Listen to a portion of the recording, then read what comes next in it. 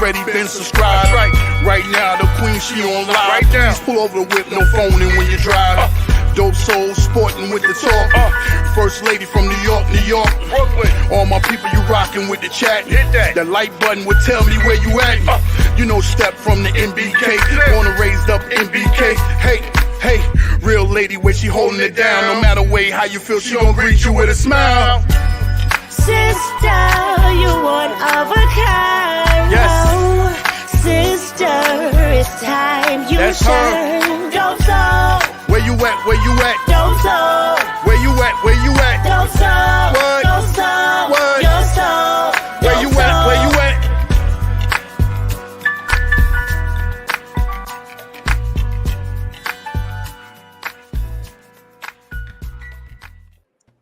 Salute, Knick family. Welcome to the channel, Dope Soul Sports Talk, Dope Soul Knicks Talk, a member of the NBK family. Welcome to the Just Knickin' It Weekly Show, season recap call-in show. As always, we have a lot to talk about. Oh, man. The Knicks, made it within, one game of the Eastern Conference Finals. I did the show Monday on the Queen's Court, and we'll talk about some similar topics today, plus more. But it took me about 5 to 6 days to be able to kind of recover, basically, from the loss. I mean, listen, I'm proud of the team. I think they gave it everything they had, but it was still, it was still disappointing. I wanted the Knicks to get to the Eastern Conference Finals. Part of it was just for us as a fan base, for them as a team, coaching staff, organization. But also in the offseason, I just didn't want to explain the nuances of the Knicks losing in the second round. I didn't want to have to say, it seems to be the same, but it's not the same because we were injured. And I didn't want to explain any of that. I just wanted to say the Knicks made it to the Eastern Conference Finals one step further than they made it the season before. And listen, for those of us who are not casuals, for those of us who follow the Knicks, we know what they did, right? And it was a valiant effort.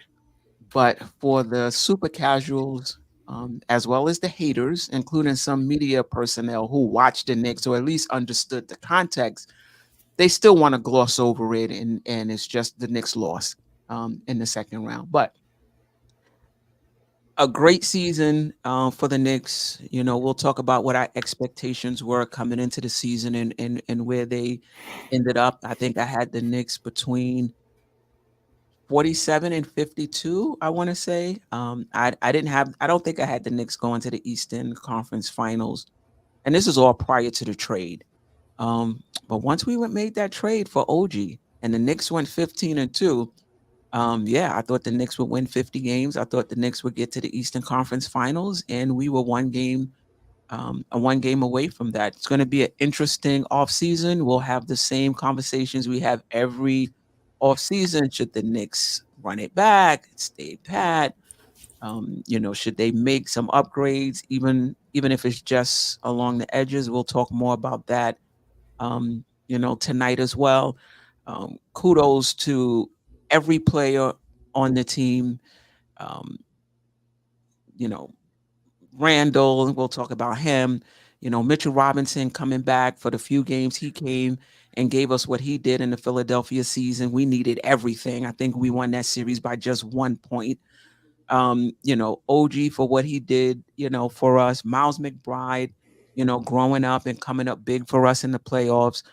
Bogey, hitting the 2 3-pointers, whatever it is, in one of those Philadelphia games. We needed every point, in the Philly series.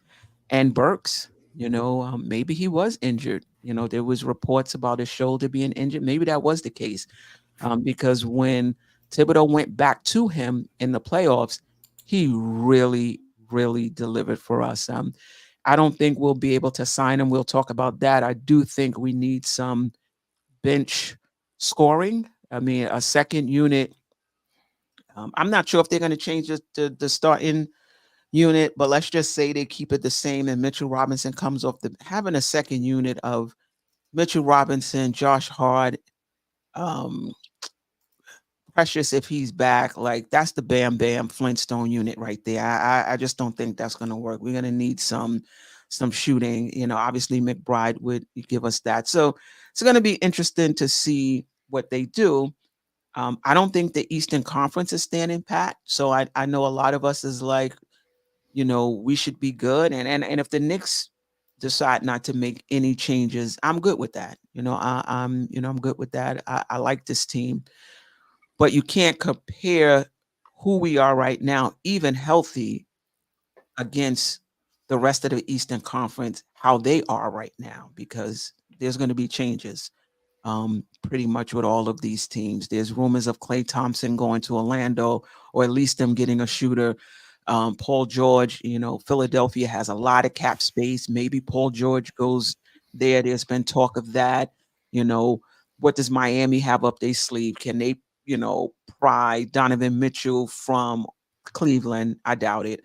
But the point is, the teams around us are not going to stand pat. So if we do decide to stand pat, we got to kind of compare ourselves to what these other teams will be, not basically who they are, um, right now. So yeah, let's get into it. Let me bring in the panel. We got Jerrell, um, Ajay, Geoff, Delusional, Knick fan.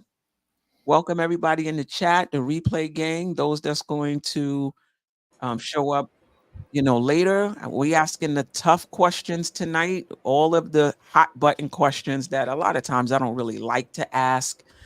But I'm a woman of the people, so we will revisit the whole minutes thing and the whole Randall thing, and look at this, and the whole OG and Mitchell The dogs are Robinson. not happy about Yeah, this.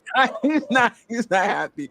The whole Mitchell Robinson thing, we'll revisit all of that. But anyway, let's just start with how's everybody doing today? Happy to Ready be to here. talk. Thanks for having us. Yeah, man. Salute to the Salute chat. to the chat. Salute to the You chat. guys. Ready to talk Knicks basketball. Yeah, always happy and delighted to be here. Grr. Yeah, and we're taking calls today. So those who want to, come on and maybe we'll take it. Maybe we'll take calls for each segment. Okay. We'll see. Yeah. So let's just talk about the play. It just seems like it was like 2 weeks ago, but let's just talk about the playoffs in general. The Indiana series in particular.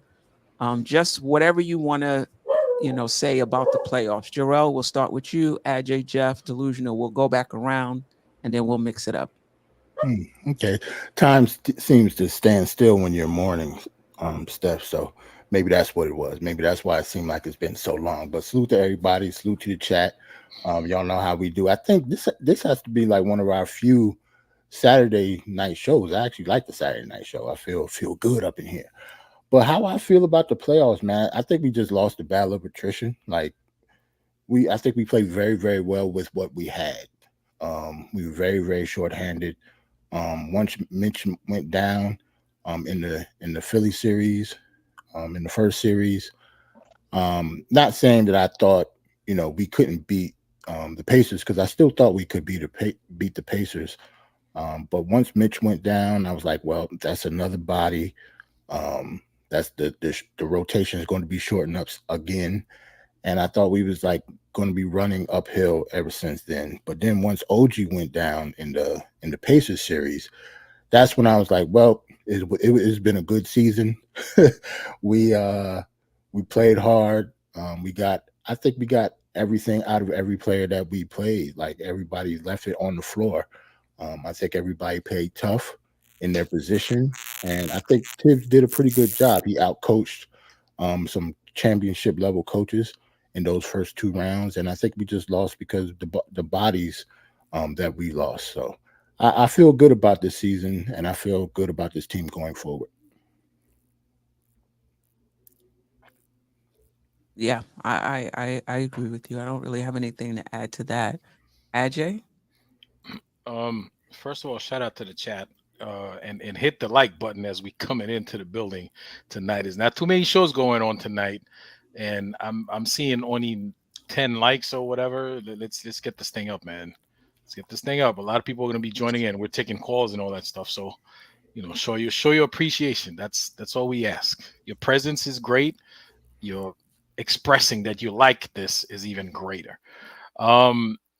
So the team, I mean, do we address the question you have there on did the team overachieve, or we're gonna we're gonna get to that? All right. So we talking about the Pacers. First of all, I'm sure you guys remember when before the series, I was a little worried about the Pacers because of their style of play, their speed, their efficiency in scoring. And throughout the season, even though we're a good defensive team and we're headed by one of the greatest defensive coaches, we have shown lack of effort on defense at times, and I felt that would be a problem. But after a couple of games, and we did have the better team. That was clear. But then, as Jerrell mentioned, once guys started going down, there's but so much you could do with limited players. So anybody tell you these are sorry excuses, these are sorry people. If they tell you that, it's simple common sense, simple. You just you're in a gunfight, you run out of ammunitions, you're gonna lose the fight. Eventually, you're gonna get taken.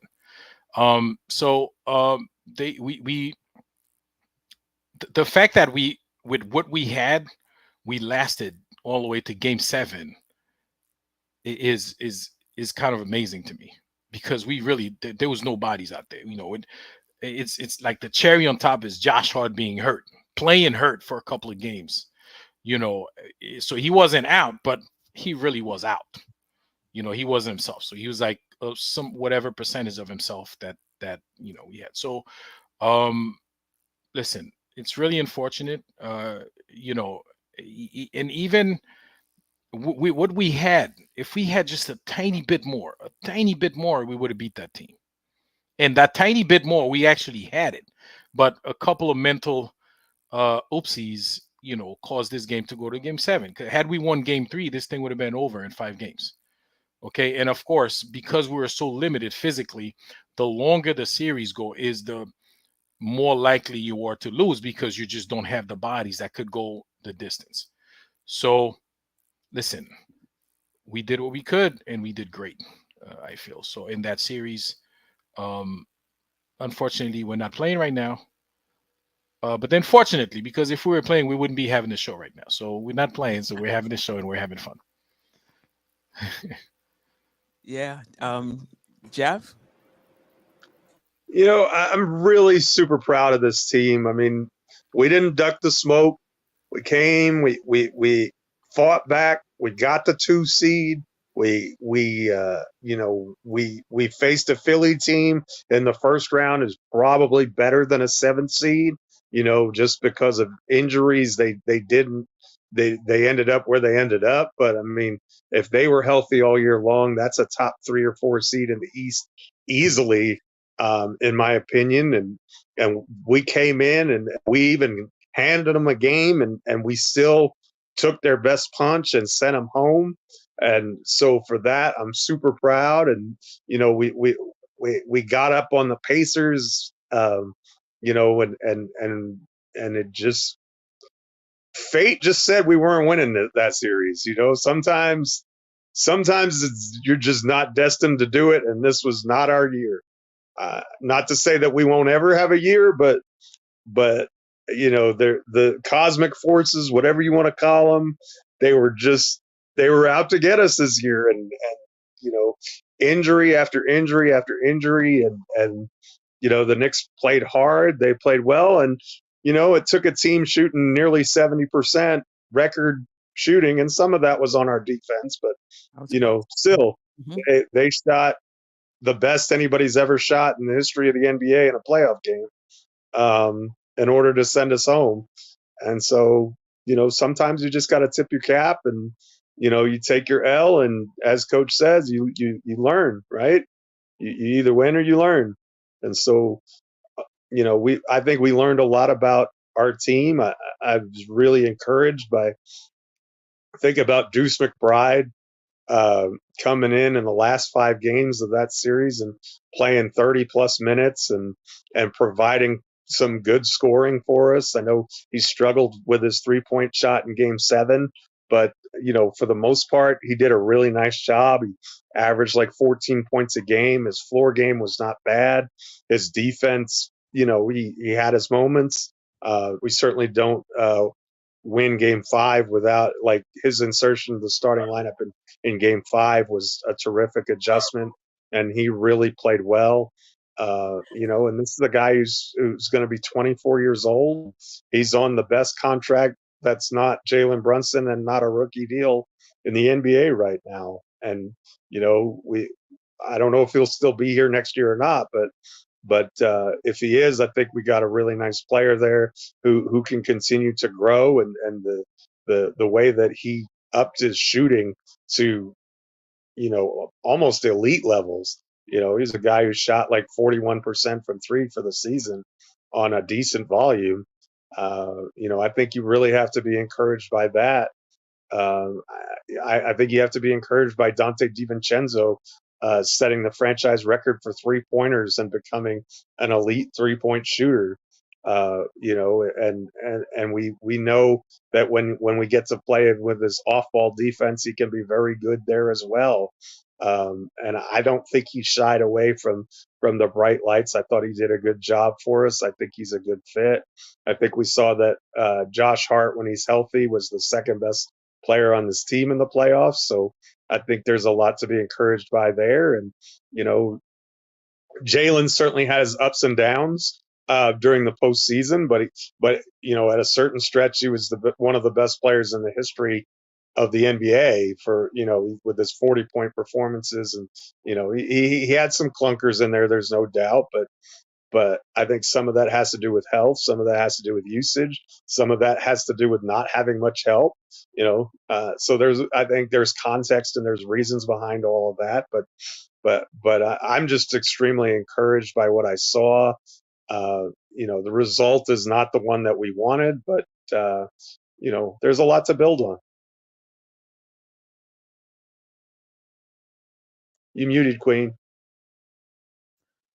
And Delusional can take this question, and then whoever else wants to chime in after that. Do you think Brunson was up and down because the playoffs was just too much for him, or do you think he was up and down because maybe nobody's 100% in the playoffs, but that he was maybe nicked up a little bit more than he was letting on? Oh yeah, he was 100% nicked up. Remember, we all had the scare when he pretty much had to sit out going out to the second quarter. I forgot what game it was, but yeah, we came back. It was still able to pull through. So yeah, I just 100%. Like you said, everybody was banged up during that time period. Still to this day, I don't even know the exact diagnosis of that injury, what it was. I know they said it was a bruised foot or something. So. And then of course the broken finger after. So yeah, it was just, but everyone was riddled with injuries. I think the Pacers had a smooth sailings with Giannis and Dame catching injuries in a series before that, and Jimmy Butler being out. So it was just like constant players just kind of just being defeated. It's the playoffs, so this is kind of what happens in May. But to kind of piggyback what Ajay said, going into the series, the Pacers was definitely going to be a challenge. Total different team than what the Sixers was. What the Sixers scheme was pretty much to kind of home in on their 2-star players, and while everybody else wasn't supportive, so it was easier for the Knicks to kind of manage that. But with the Pacers, they had a system, constant ball movement, and it's kind of tough for the Knicks to kind of scheme with that, especially with not having Julius, a secondary ball player to have pressure, not having Mitch, an offensive rebounder, and a threat at the basket, and someone that can defer shots. Knicks was just burnt out, and Pacers knew what to do. Just constant speed, running, switching, putting big bodies on Brunson, which Brunson has been used to before. But what changed the series was Pacers coach sending out clips where there was 100 and something clips into the league, and you can tell the officiating totally changed from there. It 100% changed. It was a lot of hand checking calls. I believe that calls was biased to the Pacers a certain thing. Yes, we got to the free throw line throughout the end where the numbers looked similar, but early in the game, I felt like Pacers was getting the call, getting every call later in that series. And then of course with Tibbs, I love Tibbs. I felt that his adjustments were a little too late sometimes. And then the fact that we didn't make the counter adjustments later on at the end because I believe we didn't have the personnel, like you said, to make certain adjustments. You know, Sims came in at a point in time, but then he sat him down quick, you know, due to turnovers and situations like that. So it's unfortunately we couldn't have done anything in that series. We just didn't have the bodies to go through. So that's the results. Yeah. Oh, sorry about that. Yeah, I thought. Yeah, you know, there's some Knicks fans who feel like, and this was more in the Queens Court chat. I'm not getting the vibe from the chat today that you know the Knicks, or at least the Knicks fans, are using the injuries as an excuse. Um, you know that the Knicks didn't play as hard in Game 7. Um, yeah, you know, whatever it is, there's been some sentiment, at least in the chat in Queens Court when we did the show Monday. And you know, I just have to push back against that. I don't, just having watched this team the entire season. This is not a team that's going to give up. This is not a team that's going to not play hard. Um, Game 6 and 7, to Indiana's credit, they turned up their defense. I think they grew as a team throughout the playoffs. I think playing against the Knicks, those first 2, 3, the first 4 games, they figured out if we're going to win this series, we're going to have to be just as physical, and we're going to have to play defense, and we're going to have to make shots. And, you know, Game 5, Indiana's defense wasn't great. Game 6 and 7, they, you know, they brought the energy and they grew up. You know, listen, the Knicks in Game 7 came back to within, I don't, what, 6, 7, something like that. They did not wilt at all. You know, they stayed strong. They made the next, you know, their next few shots to push the lead back. So that Indiana team in Game 6 and 7 was not the same Indiana team Game 1 through 3. You can even argue, you know, 1 through 5. And as someone on the panel said, I'm not sure who it was, the longer this series went, the more that was going to favor Indiana. And not just that, I don't think we talk about this enough. You cannot have in the playoffs twice Friday, Sunday games that's not 48 hours, you know, not 48 hours in between. Now, listen, the Pacers have to play under the same conditions, you know what I mean? But still, you know, as far as the scheduling is concerned, like that, they have to do better.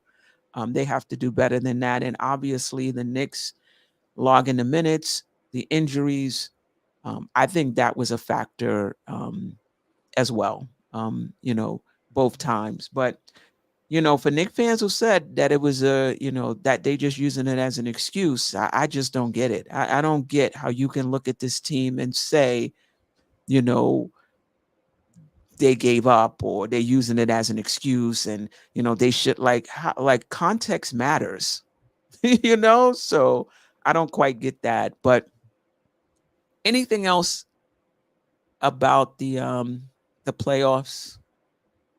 I do have another question. This is another thing. Like I said, I'm bringing out questions I don't even want to talk about, but this is what's out there in the Knicks community. So let's bring it up. did Tibbs' minutes distribution cost the Knicks? And you can even go back to the regular season, if you want to. Let's start with Delusional Knick fan, and then I also have the minutes distribution for the league for both the regular season and the playoffs, and I'll bring that up as well. But Delusional, do you think the minutes distribution, Tibbs' minutes distribution, because you can argue that because of the injuries, it had to be distributed that way, but some would argue that it didn't have to be. I don't think it cost us anything, to be honest. All the players knew what type of minutes they're going to get, especially leading into the playoffs. We were already playing high minutes because we were still competing, still going for, the best record that we can get. So I want to say at the end of the year, we were pretty much playing similar minutes going into it. So getting the body prepared, that's usually how I ramp up whenever I'm trying to get into a tournament mode or a finals mode. So they know what they was getting themselves into. I do not think the only situation regarding that is just one player. I just think one player we should have monitored and made sure that he were in that state to play those minutes, and that's OG. That's the only player, because in certain instances I'm watching him and he looked gassed in certain situations. You have him pretty much running against Siakam and that Pacers offense, playing defense and scoring, plus him coming back not too long ago. So that's the only player that I probably would have monitored the wears within spurts rather than longer stretch. That's my only thing. He can still play, the 40 something minutes, but in spurts we can have him rather than having those longer stretches. But we know how Tibbs play. Whenever that star player is on the floor, then that defender is going to be on the floor, So that's the only thing. But minutes distribution, I think, was perfect, honestly. Yeah. Jeff?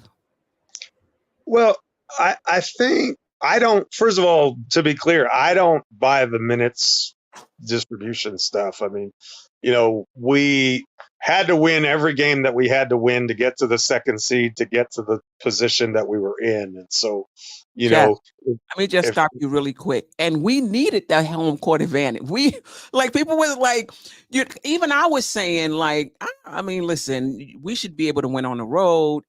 If it does come to game 7, it couldn't make it. In that Philly series, we needed that game 7 at home. But go ahead, Jeff. So I also think that you have to look at the context of all of the injuries. There's no way that you can make the argument that the Julius Randle injury had anything to do with playing too many minutes. That was just unfortunate. The same thing with Bojan Bogdanovic. Didn't have anything to do with it. I think the Mitchell Robinson is the same thing. I think you can throw those 3 injuries right out when it comes to that. If you want to make the argument on Isaiah Hartenstein with his tendinopathy, that's a possibility. The hamstring injury to OG and Josh Hart's abdominal injury, all 3 of those tend to be the type of injuries due to overextension or overuse. So if you want to make the argument there with those 3 in particular, then maybe I can see it. But again, you what happens to those minutes when they're not on the floor? Like Josh Hart, we needed him on the floor. He was our second best player. He was our rebounding champion. He was the one who was cleaning the defensive glass. He was the one who was making the plays down the stretch. Are you really just gonna sit him down? And what were the consequences if you do? I mean, how and who are you putting in?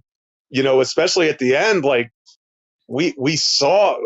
Credit to Alec Burks, who played phenomenally in the series, but did anybody really want to see Jericho Sims? I know I didn't. Or did you want to see Jacob Toppin or Charlie Brown Jr.?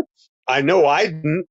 Did you want to see Daquan Jeffries? I know I didn't. So you got, as a head coach, you've got to put the players in who give you the best chance to win.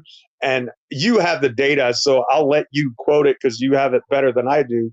But I don't think that there's anything that says that Thibodeau's minutes distribution for his players was anything extreme compared to what the best players were doing throughout the playoffs. So I think you want to talk about excuses. I think that's we're always looking for someone to blame, and I think that's the low hanging fruit on the blame tree, and so but I don't buy it personally. Yeah, let me share this. I hope this is right. It might not be big enough. Is this the right one? Or is this the regular season? Yeah, I think that's the regular season. Let me.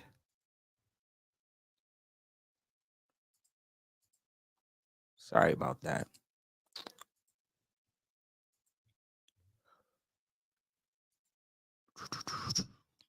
I hope that's right. Okay. So this was the playoffs. Tyrese Maxey, 44.6. So in the top 10, it was Josh Hart. Brunson was down at, where's Brunson? 16. This is in the playoffs. So Tyrese Maxey led in the playoffs through the first round. Remember, the Knicks meet them in the first round. 44.6 minutes a game. Josh Hart was 42.1, tied with Durant, who's what, 34, 35, 36, whatever he is. He also played 42.1 minutes per game. Luka, basically 42 minutes a game. Anthony Davis, 41.6. Embiid, coming off an injury, played 41.4 minutes. I was really surprised. I didn't know he played that many minutes in the Philadelphia series. You had to. We were killing him every time he sat down. That's true. The Joker, 40 minutes. So the point is, the best players on your team play extended minutes in the playoffs. That's just how it is. And Josh Hart was, to me, the second best player, in the playoffs. Brunson, the best player, was ranked 16th at 39.8 minutes per game. But is this surprising to any of you, or you all pretty much figured out that? Oh, let me get this out of. Sorry, Delusional. Are you guys already figured out that the best players play these type of minutes in the playoffs?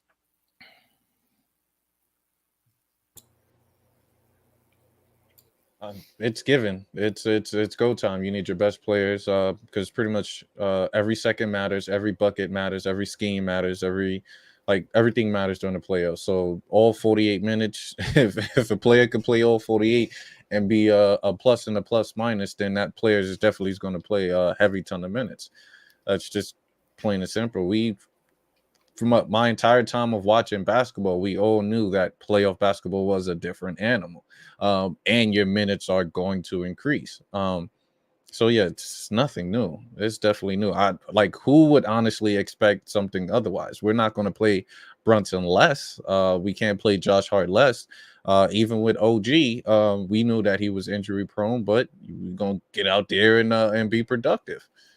OG was 37th, by the way, averaging 36 minutes a game. That's regular season numbers. Right. So there was some consideration. I mean, with OG, maybe he needed 19 minutes. I mean, this guy, and we'll get into him later on, he was ranked 37th in minutes in the playoffs. Oh, but I to your point, Delusional, maybe we should have broke it up a little more. Maybe, like this guy, and I'm a big OG fan. I want the Knicks to resign him. We just have to roll the dice that he's gonna be healthy. But I'm not quite sure how you keep this guy. How you play him with 3 minutes at a time, on 3, off 30 seconds, back on 3 minutes, off a minute. Like, who knows? But he was ranked 37th in minutes in in the playoffs. So this is just how it is in the playoffs. The best players play the big minutes. And the thing about it is, what's your alternative? Yeah, maybe we could have stole a minute to 2 minutes from Hartenstein with Sims. Maybe we could have stole 4 minutes had we put, Burks in earlier. But you still rolling the dice. If you would have put Burks in earlier, you didn't know he was going to perform like this. You rolling the dice putting him in. And things can change quickly in the playoffs. So my point is, I'm not blaming any coach who looks down on their bench and sees Burks, and I called for Burks, myself, but I couldn't blame Tibbs from looking down the bench and saying, the way he played, since the trade, I'm not going to voluntarily go to him. If I have to, I will, but I'm not going to volunteer. I don't think you can blame him for that. Or I should say, I don't blame him for that. It's the nature of the beast when it comes to the playoffs. You play your best players.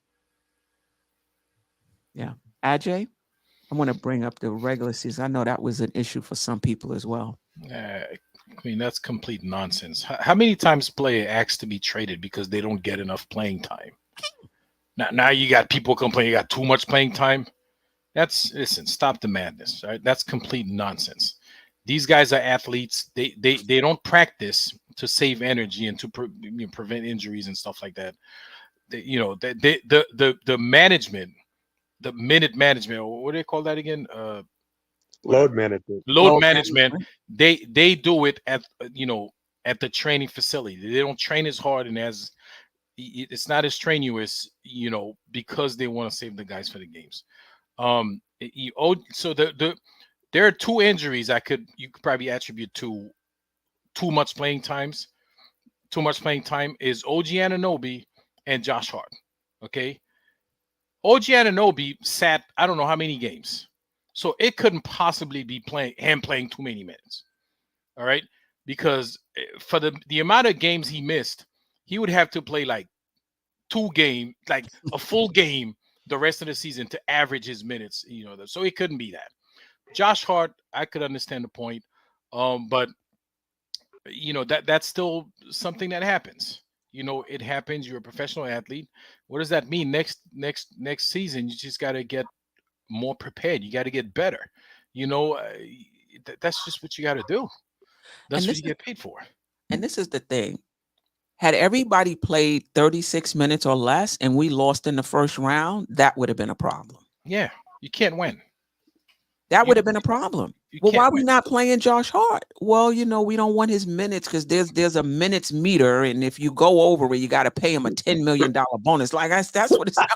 You know what I mean? So we're gonna keep everybody under 30. The reason why are you trying to keep the minutes low? You're trying to keep the minutes low so guys can perform better, so you can move to the next round. Okay, the margins on this team due to injuries was so slim that if you kept the minutes low, basically you're not going to the next round. Like that's how slim the margins were with this particular team.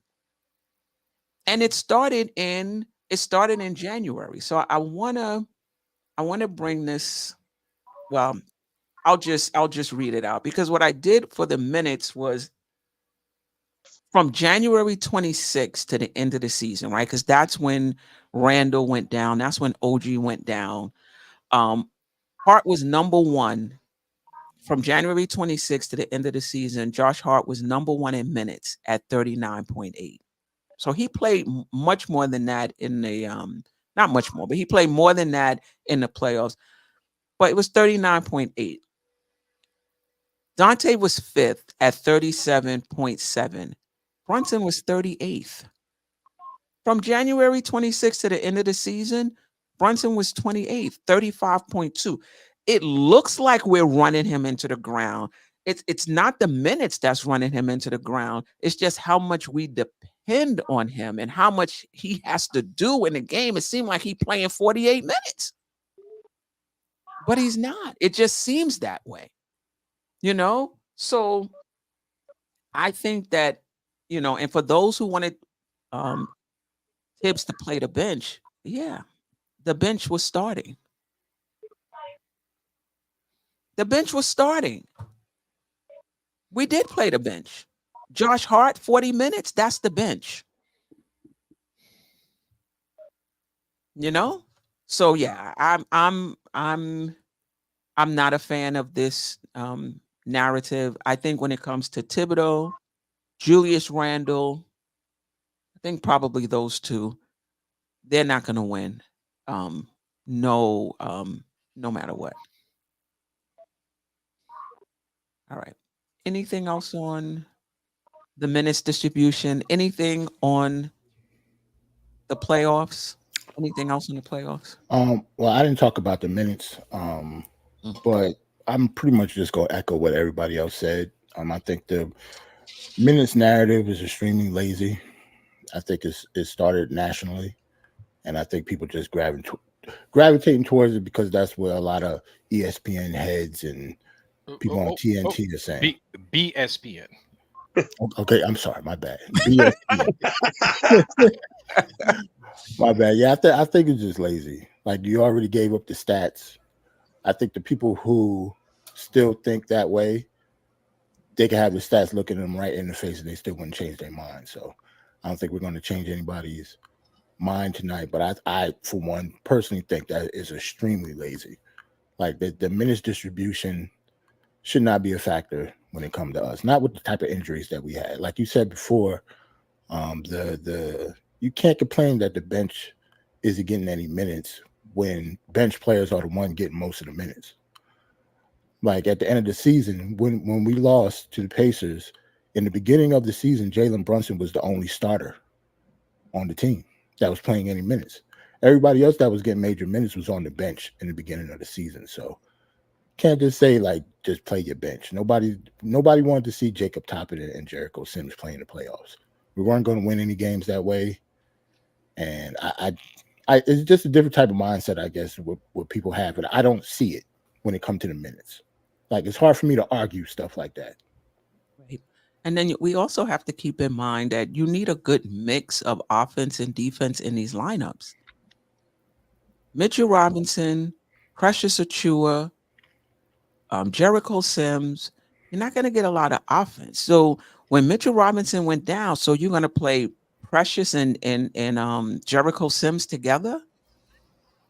You're talking about putting pressure on Brunson with that type of, with that lineup, so, I think it was, I'm not sure who we wanted to see. I guess Charlie Brown, Dwayne Washington, if he was still, I don't even know if he was still on the team. Yeah, he was Diakite. I'm gonna do Diakite. Yeah. Can I just say one more thing on this issue, though? I think it may be a generational thing, and I Kawhi Leonard seems to be one of the big instigators on this minutes load, play 60 games and be fresh for the playoffs kind of attitude. And it's a different sport, but I think that it's an interesting so I want to bring it up. But one time recently, they were interviewing Josh Gibson, the baseball pitcher for the Cardinals, and they were talking. Somebody said something about quality starts, and he said, "Quality start? If I didn't pitch all 9 innings, I didn't have a quality start." In other words, when he played, he pitched every game. The only time he left the game early was if he wasn't pitching well.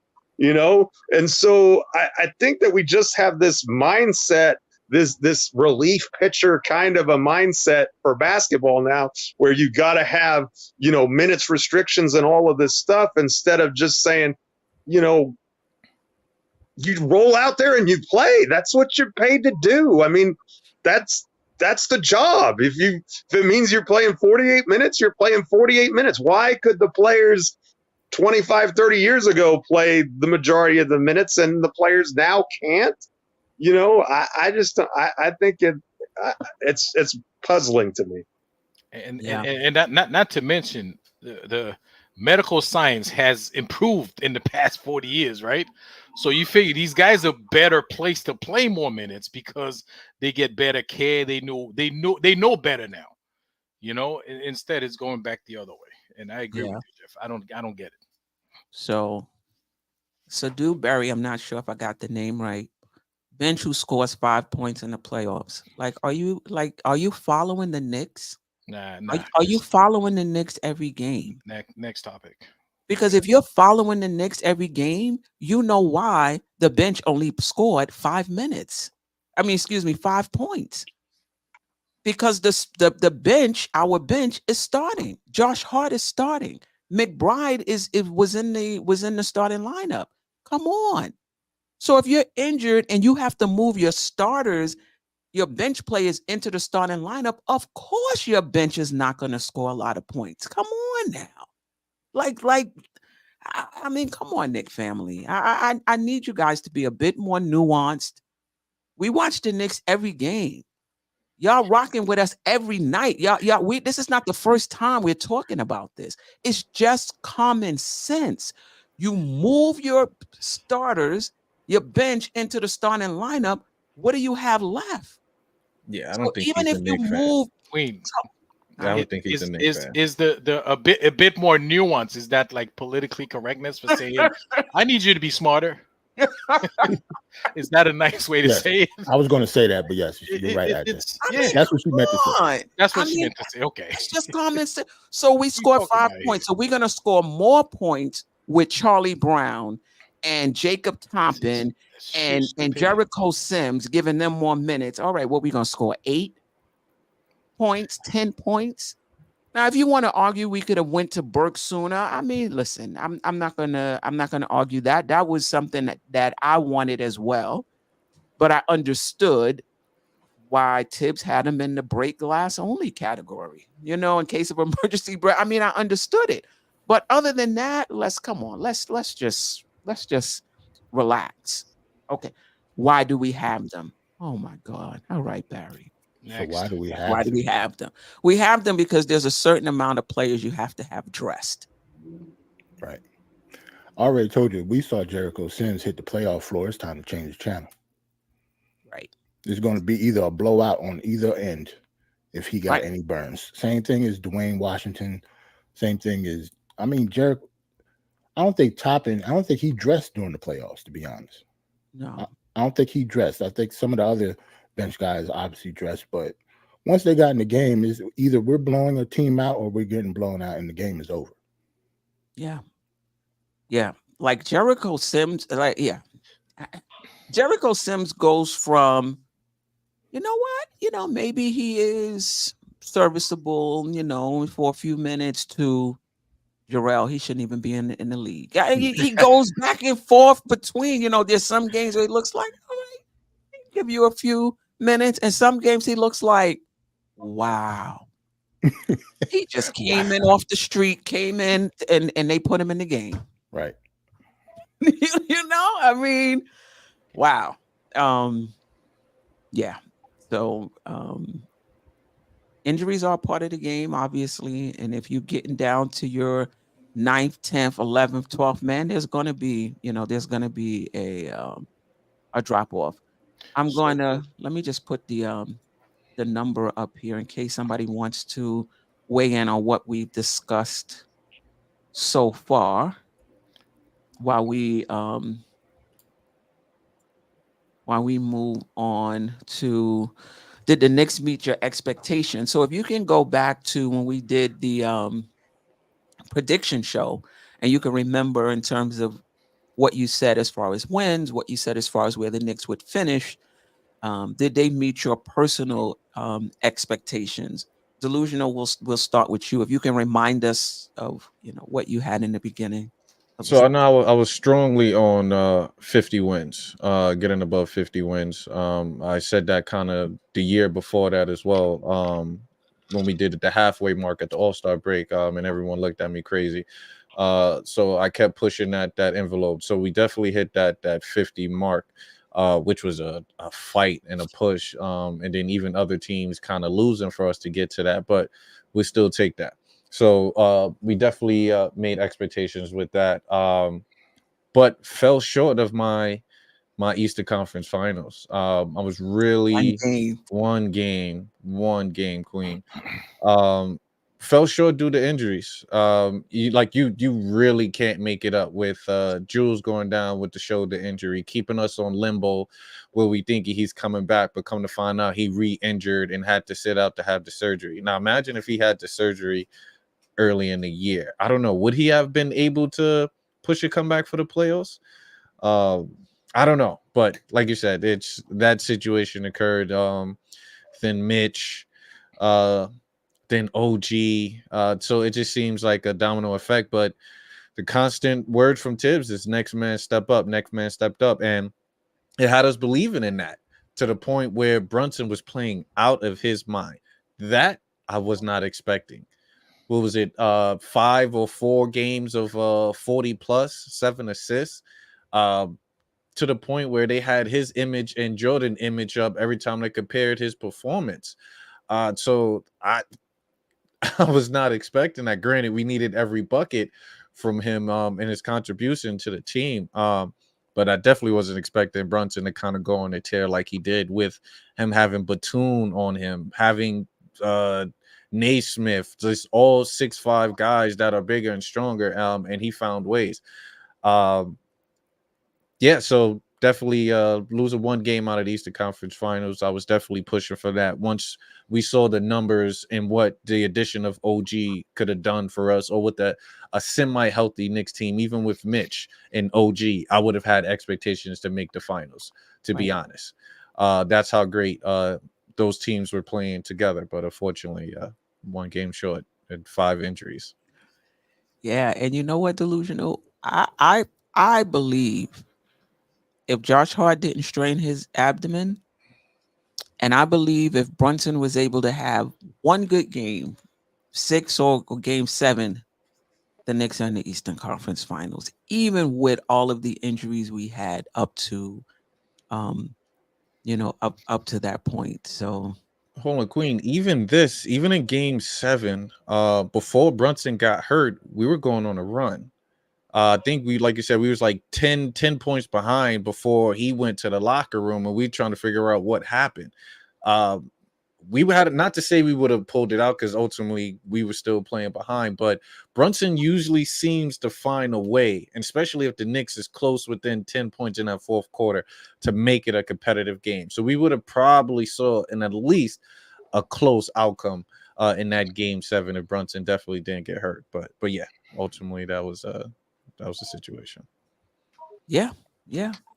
Ajay, in terms of what your expectations were in the beginning of the season and where the Knicks finished? So my in the beginning of the season, I had the Knicks winning 50 games or more. Okay, and then remember, I don't know if you remember this, when Julius Randle started playing like crap, I'm like, you know what? It's gonna be 50 games, but I think 50 games is gonna be the most that we win.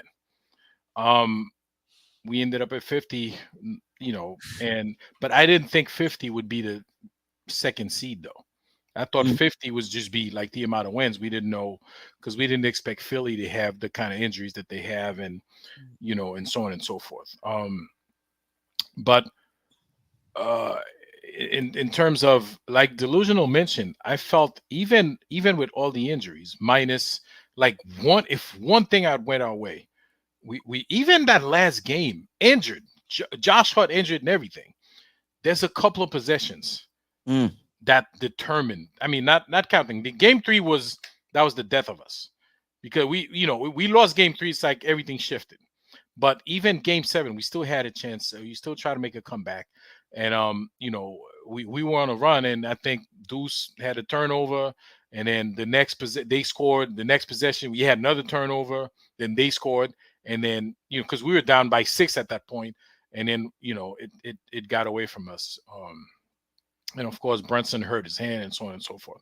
But even with all the injuries, I said we still had enough to beat the Pacers. Because of the style of play. Had we been able to play our regular Knicks games, we would have been able to beat them. Just buckle, just lock down 1 or 2 of their guys, we would have been right in there. But in terms of expectation, like what do we do? I thought we did great.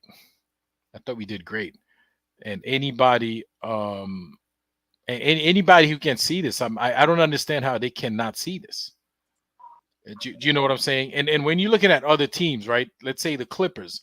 The Clippers, they didn't get through. They had injuries also. Like one of their main guys, Kawhi Leonard, didn't play the last 2 or 3 games, right? And that's just one guy. Like we had our entire starting lineup. 80% of our starting lineup was not playing in the playoffs in that last series against the Pacers. Because 4 out of 5 guys were 4 out of 5 guys, so if somebody can't understand that, man, shout out to Sadu Barry. If you can understand that, man, I don't know what else to say. It's not excuses, it's explanation, it's reasons we're giving you. But I thought we did great. And I'm sure at some point we're going to talk about what we're doing next season, what needs to be done in the off season, and so on and so forth. But I'm very comfortable and very happy with what we have. Yeah. Jerrell, then Jeff. I think in the beginning of the season, I was actually really high on this team. I think I predicted 52 to 55 with RJ Barrett. So, we turned over half the roster and actually got better. So I actually believe if we would have actually stayed healthy, say if Julius Randle wouldn't have got hurt, say if OG Anunoby wouldn't have hurt his elbow, Mitch wouldn't have went down, I think we would have pushed 60 wins, and I think we would have pushed it rather easily. So just because of that, they exceeded my expectations and went further than I would have thought. I guess maybe because I'm thinking about the roster more than how far they went. Because if you look at expectations, we still ended up in the second round, end up losing in the second round. But there's a reason why we lost. And if our roster was healthy, I don't think we would have lost in the second round. I actually think we would have beat Boston too. So I think a healthy Knicks team with the roster that we have currently would have went to the finals. So because of that, I can't say that, my expectations, didn't get met because of injury. Like I don't want to do that. So they exceeded my expectations, and they exceeded it rather like a lot, just because of the players that's on the roster now. Like and I think about like the future of this team. I can't even imagine, like the way that we played the Pacers, we almost still beat them. Like you said, with a hurt Josh Hart, a hurt Jaylen Brunson in the middle of the series, and OG Anunoby went down in the middle of the series. So imagine if we was fully healthy, they wouldn't have had no chance against us, I don't think. So because of that, they exceeded my expectations. Yeah, and I don't think. Listen, nobody's 100%. So, sure. But I mean, I think there was some extra, injury, nicked upness with Brunson, and I even think Isaiah Hartenstein, something might have been going on with him. He didn't look right either. The last couple of games, he didn't look right. He didn't look right, right at all. Jeff, just remind us of what you said at the beginning of the season. I was a 50-win guy. I was right on 50 wins. But with everything that we've been, it was almost like we had 6 different seasons, right? We had the first part of the season where Julius was playing terrible and, Barrett was playing well. And then we had, and then Julius got it going. And then we had the big trade to get OG. Then we had the month of January where we were just world beaters. And then we had the injuries to OG and Julius, and then we had the month of February that was terrible. We were 4-8, and then we had the comeback when OG and we started to get healthy, and then we made this awesome push to get to the 2 seed and get to 50 wins. Then the playoffs were almost like 2 or 3 seasons in and of themselves, and so to me they exceeded my expectations just because I remember, I don't remember much, but I remember early in the season, Queen, you had a great point. You said to me, none of this regular season stuff matters. What I'm looking for is how does Julius Randle look in the playoffs, right? We had that conversation multiple times on this show. Mm-hmm. We didn't even get to see a second of Julius Randle in the playoffs, and we did better than we did a season ago in the playoffs. Yeah. And I think we had a much more difficult draw because I think Cleveland was the great pretender last year, this year too. But I thought, so I think we had a much more difficult draw in round one. We didn't have Julius Randle at all. We had all these other injuries besides that. And you won more games in the playoffs than you did a year ago. You got to game 7 and you fell a little bit short. And look, it's like Ajay said, we had those 3 straight turnovers that led to that 7-0 run. But when it was down to 6, if we could have, instead of turning it over, if you get a bucket there, I'm telling you, Indiana starts to get tight. If that game gets to 4 and 2, and don't let us pull to even, because then those shots get tighter. You get tighter. But we had 3 turnovers. They got 3 easy looks. They pushed it back out to double figures, and they just kind of coasted, So even there, and again, we lost our – when Brunson officially left the game, I think it was still a 10 or a 12-point game. With over a quarter left, we've seen this Knick team with Jaylen healthy overcome that. So if he's healthy – or it doesn't have a broken hand, I think we still could have made a game of that. And there's no way we should have been able to do that. If you give our injury situation to any other team in this postseason, they don't make it out of the first round. You do that to you give our injury situation to Boston, you think they're surviving? Not a chance. Minnesota? Denver? No way. None of them. And so, they exceeded my every expectation with the playoffs. They were unbelievable. They were phenomenal. They showed all kinds of heart, grit, toughness, all the things that this, for so many years, it was like we cared more than the team did about how they performed.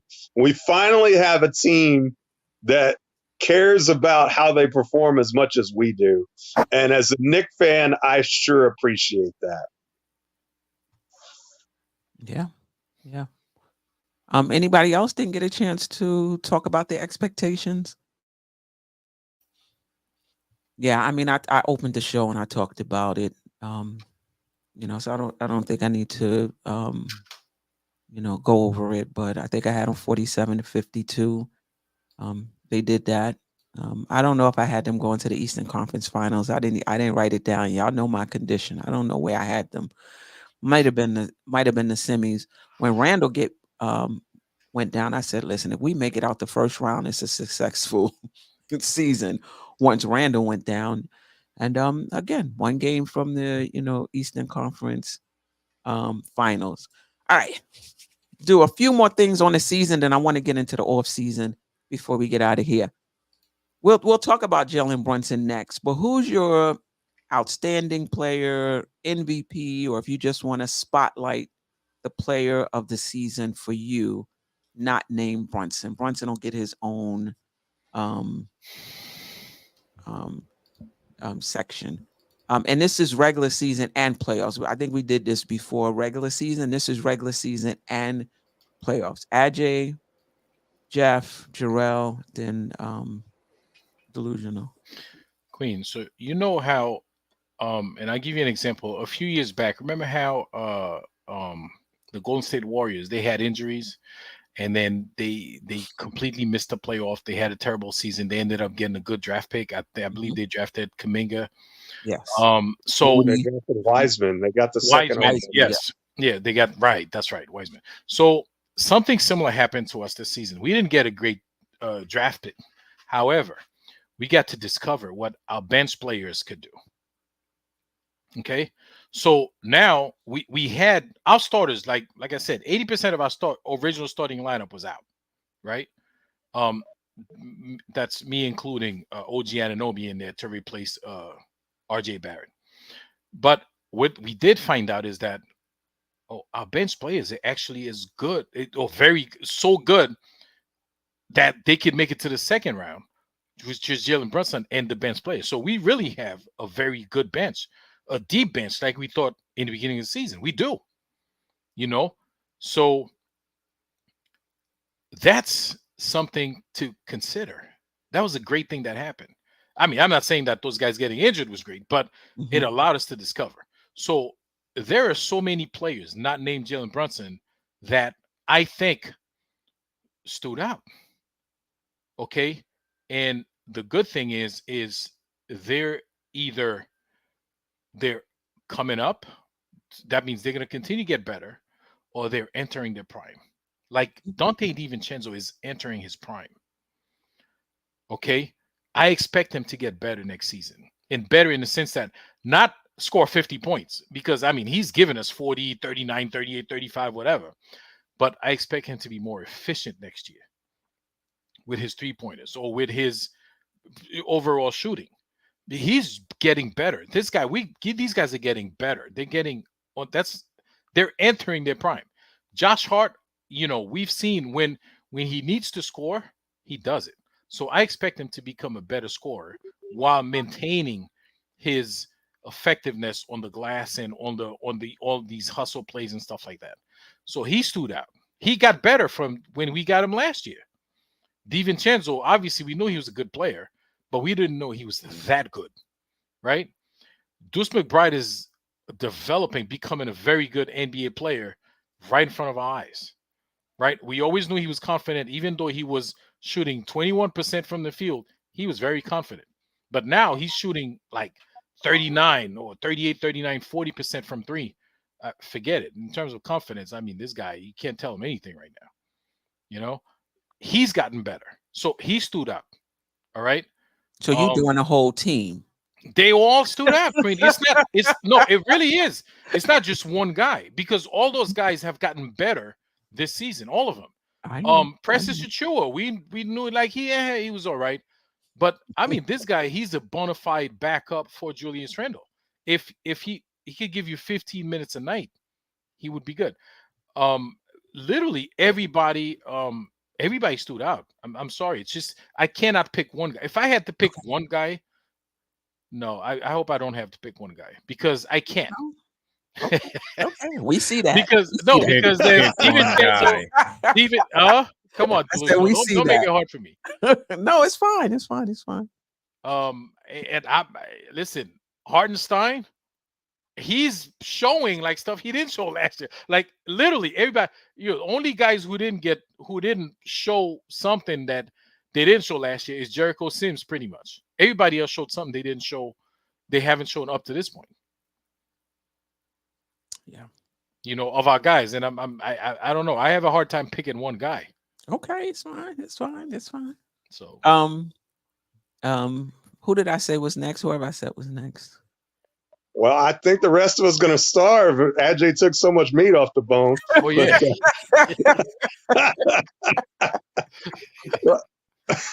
No, I'm going to go with iHeart. I thought Isaiah Hartenstein, when Mitch went down with the injury again, I was confident in his ability to fill in admirably. But you want to talk about exceeding expectations, especially on the defensive end.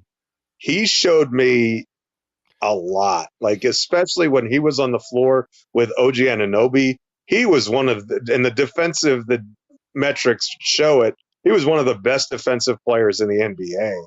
And then you kind of got to see him get comfortable and start to show some of those offensive skills and, that little floater push shot 15-footer that he's like 56% on, that I love so much, and he had a lot more games where Tibbs trusted him with his passing, and he could set up guys on the cut. Like, how many times did he find Deuce McBride on a cut? That's one of my favorite plays the Knicks ran all year, and it seems like those two just have great chemistry together, especially when they're in the starting lineup together. But we don't have to pay this man. I think he's absolutely critical to what they do moving forward, and that's from someone who loves Mitchell Robinson as much as I do. But Hartenstein's available. He's healthy. He's reliable. You know what you're going to get from him, and he plays hurt, and he's tough. And he adds a dimension on offense, and you don't have to he's not the offensive rebounder that Mitch is, and he may not be the rim protector that Mitch is, but he does so much else that is so helpful to this team that unlocks a potential that this team doesn't have when Robinson is on the floor. And so I want to give a shout out to Hartenstein, because I think he was phenomenal this year. Again, he earned a big paycheck, and I think that it's a check the Knicks have to cut and do it quickly. Yeah, I mean, you know how I feel about Hartenstein for this particular team. And I think that's something we talked about early in the season before the trade, that regardless of how we felt about Isaiah Hartenstein's skill set, Mitchell Robinson was the best center for that particular team, how it was constructed and not really having the perimeter defenders. And once that changed, when we brought in OG and DiVincenzo, I mean, listen, he's not Grimes on the defensive end, but he's not a cone either, Hartenstein then became a better center for that team. And that's how I look at the Hartenstein Mitch thing. It's not about who's better in a vacuum, who's better for this particular team net wise, in terms of what are you getting on the offense, what are you getting on the defense. And to your point, Geoff, he's not the shot blocker that Mitchell Robinson is.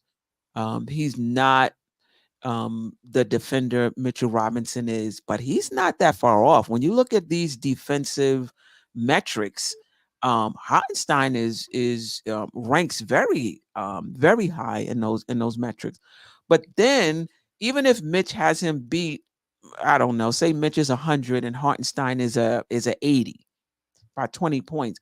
Once you move over to the offensive end, and to your point, Geoff, it's not about how he scores and how much he scores, it's how he unlocks our offense, and what we're able to do offensively with him on the court, and how teams have to pay attention to everybody on the offensive end, how it unlocks our cutting now, right? Because now you have somebody who can make those passes.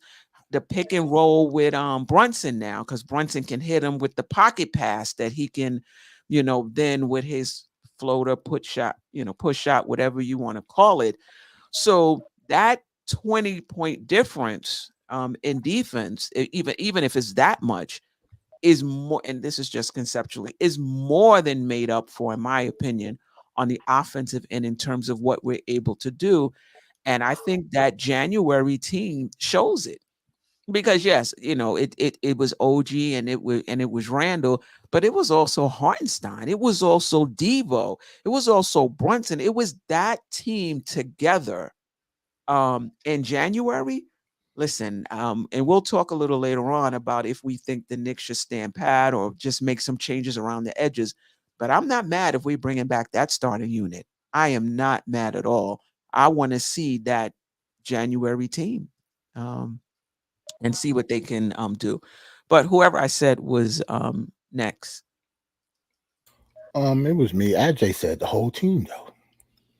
And Yeah. then Geoff stole my guy. I was gonna say iHeart. So I'm gonna You can add to it if you want to add to it. Nah, man, I think iHeart, he what he said about iHeart was 100% true. Like iHeart had a big year after Mitch went out. So I'll pick somebody else. I'll pick Josh Hart, especially in the end of the season.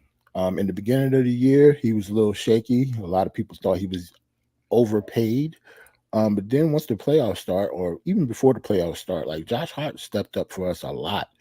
Like especially in that first series against Philly, like he was a madman. He looked like Dennis Rodman that can score at only 6'4". You know what I'm saying? Like I think he had like 17, 12, and 5. I think he averaged for Philly. His scoring went down a little bit in the Pacers series, and then he got hurt. So I don't know how he would have fared with them, not being injured. But during that, I'm just going by healthy Josh Hart. During Philly, he was a monster. Like he was everywhere. He was playing defense. He was actually scoring. He was hitting threes. I think he was over 41 or 42% from the three during that series. Like Josh Hart actually looked like an all-star type of player for what we asked him to do. So he was an all-star role player for us.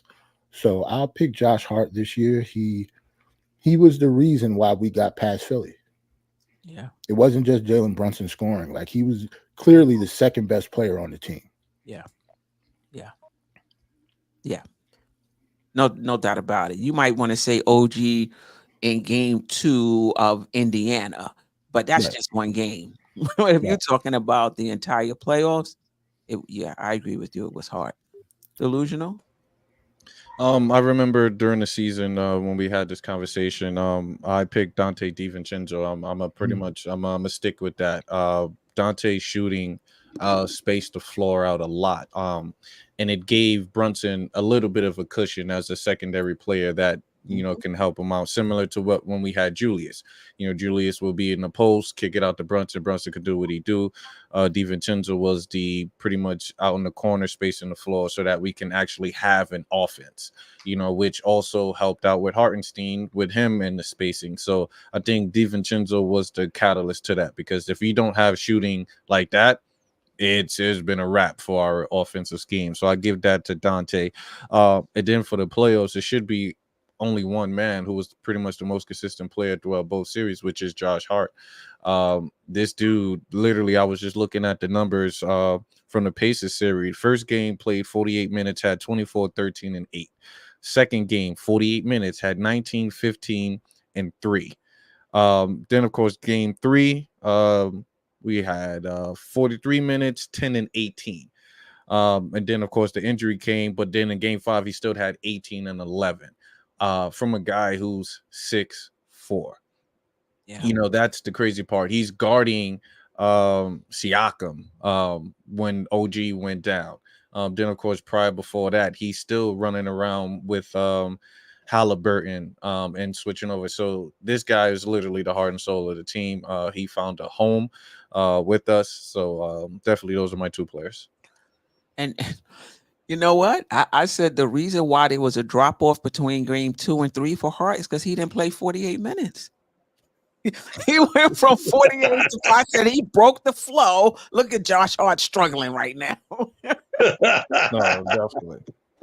Shout out to the panel. Everybody agrees with me. I'm not when you pick all the answers, right. We didn't have a choice, man. We didn't have a choice. Exactly. Wow. I probably would have picked Hartenstein and Hart, the two Harts, probably DiVincenzo, man. Let me just add something, to that. The beginning, when we was doing our, I don't know if it was a hot take series or, preseason, whatever. I said, it's possible DiVincenzo has a breakout season, He's been injured a lot. And I read that, somebody said he may not have reached his ceiling because of that. And Grimes got off to a slow start or whatever. I said, I think DiVincenzo, he can do a little bit more than Grimes, really want. And listen, that team was playing well. I mean, Geoff, shout out to Josh, Uncle Fulio also, pointed out, if it ain't broke, don't fix it. Yes, Grimes is not playing well, but the team as a whole is functioning well. Maybe we should leave it. And I'm like, they might be functioning well, but we might function a little better. if we put Devo in that lineup, and only because he had the experience. I felt like Grimes was, I think the expectations was too high. For him in that starting line. Anytime he missed a shot, oh my God, but he needed that shot. He couldn't hit, you know. And Devo just came in and him and Hart and Isaiah Hartenstein, those two guys came into that starting lineup, and our offense changed, and the trade too, um, really changed. And I felt like, now this is an NBA offense right here, So just shout out to Devo, and just how he competes on the defensive end, as well. And listen, that's his spot. Unless the Knicks bring in somebody better than him, he's our starting two guard, and I'm here for him. I would like him to be just a wee bit more consistent. But other than that, I really like him. And if we get somebody better than him and he goes to the bench, whew, now the bench is, is immediately upgraded. So, shout out to the front office for that signing. We talk about McBride, and obviously you can't beat, that in terms of a value contract, but DiVincenzo, that is a value contract as well. We're paying him what, $10 to $12 million a year to what he's bringing to this team, and he's tough as nails too. He ain't ducking the smoke at all. So I like that about him. You know, we could spotlight McBride as well. Now I'm doing a Aj. Just in terms of how he stepped up in terms of his shot making and in terms of his advancing the ball, up the court, the confidence to advance the ball, up the court, and just stepping into that starting unit in the playoffs. And I think he had 17, points, that game. So kudos to him. But let's move on to the man of the hour. And that's Jaylen Brunson, who I'm pretty sure would be everybody's outstanding player of the game, team MVP. League Did he MVP. league? Yeah, yeah, exactly. Did Jaylen Brunson exceed your expectations coming into the season? I know we did a show in the beginning. We was like, I'm not even sure how he can improve. Like, what else can he do? He's already efficient. He's scoring for us. He's not going to ever be a great defensive player, right? So I don't know if we can have those type of aspirations for him. I remember us having this conversation. So talk to me about Jaylen Brunson. We'll start with you, Jerrell. Then no, let's start with Delusional. Then Jerrell. I think Delusional been going last for the last few rounds. Go ahead, number 7. Yeah, no, it's fine. It usually gives me a preparation to get my stats in, but no, that's fine. Like I stated before, Brunson went on a stretch where he was putting up 40 a night for us. Like I said, in certain instances we needed it, but then there's certain moments of where he wasn't getting the offense going. He would start to facilitate, and then eventually those numbers will still come in. So Brunson, like I said, he definitely surpassed expectations. I was earlier when we first got him, I was like, all right, this is a player that could possibly average 18 and 8. I'll be satisfied. I'll be happy. Right. For him to drop 23 the first year, and then this year for him to drop, was it 28 to end the season? So that's a big jump that I didn't expect. So he's next year, all NBA second team.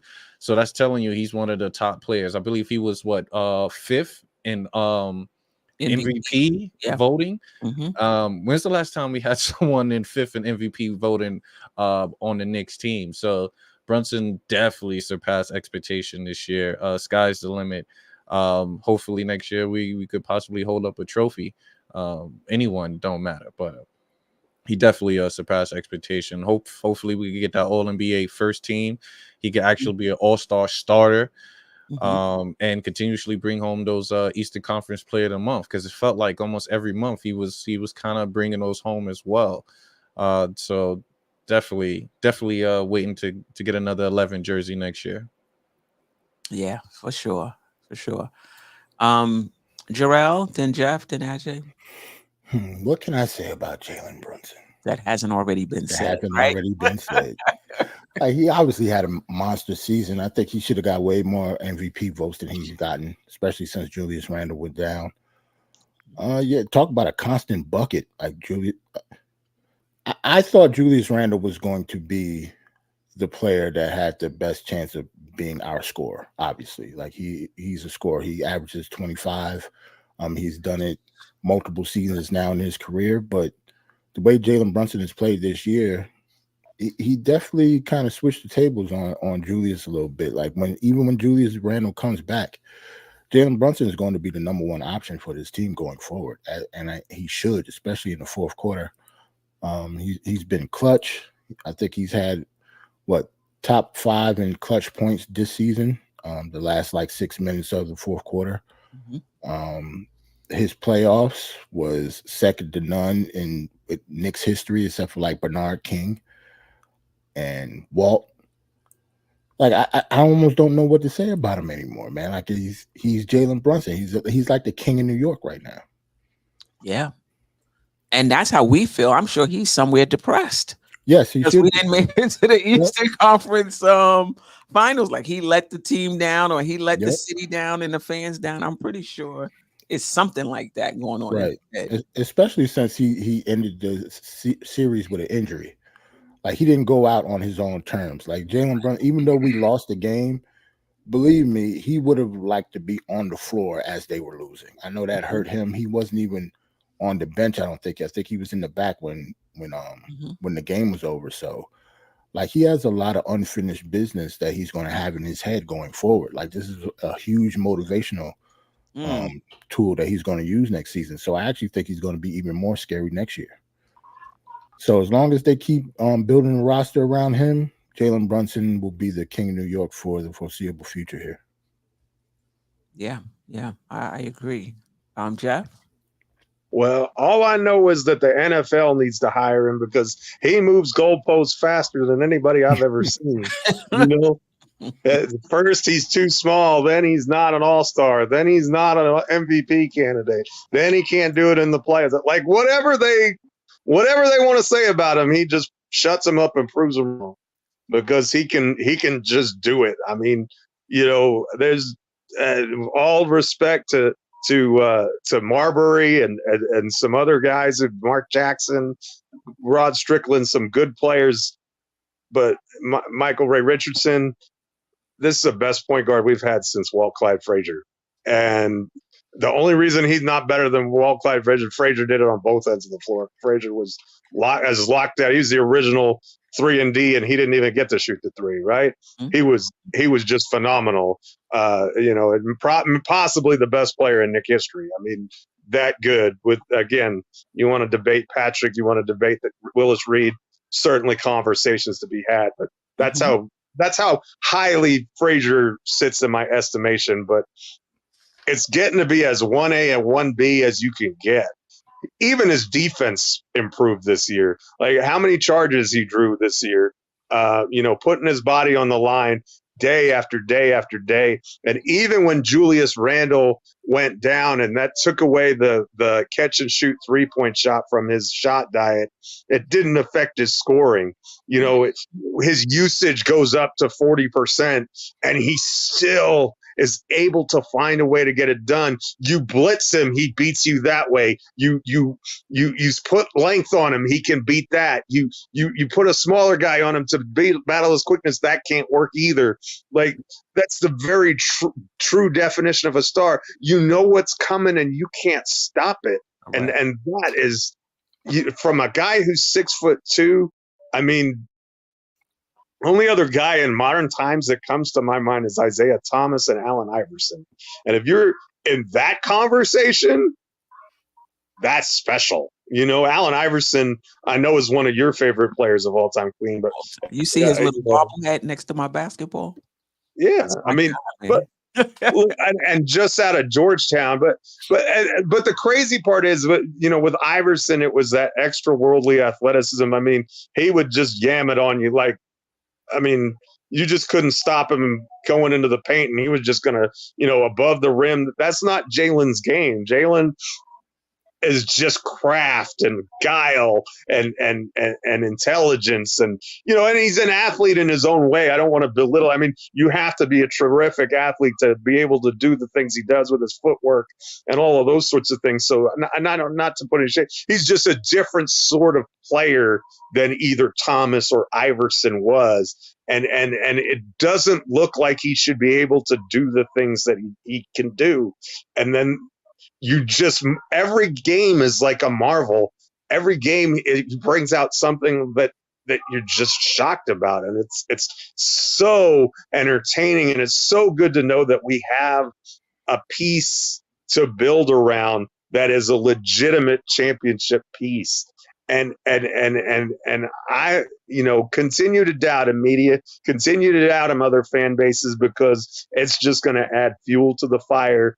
And he's just entering his prime. He's just entering his prime, and he's got a good roster around him.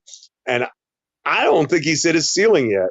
I think he can be even better than he was this year, and that's saying quite a bit.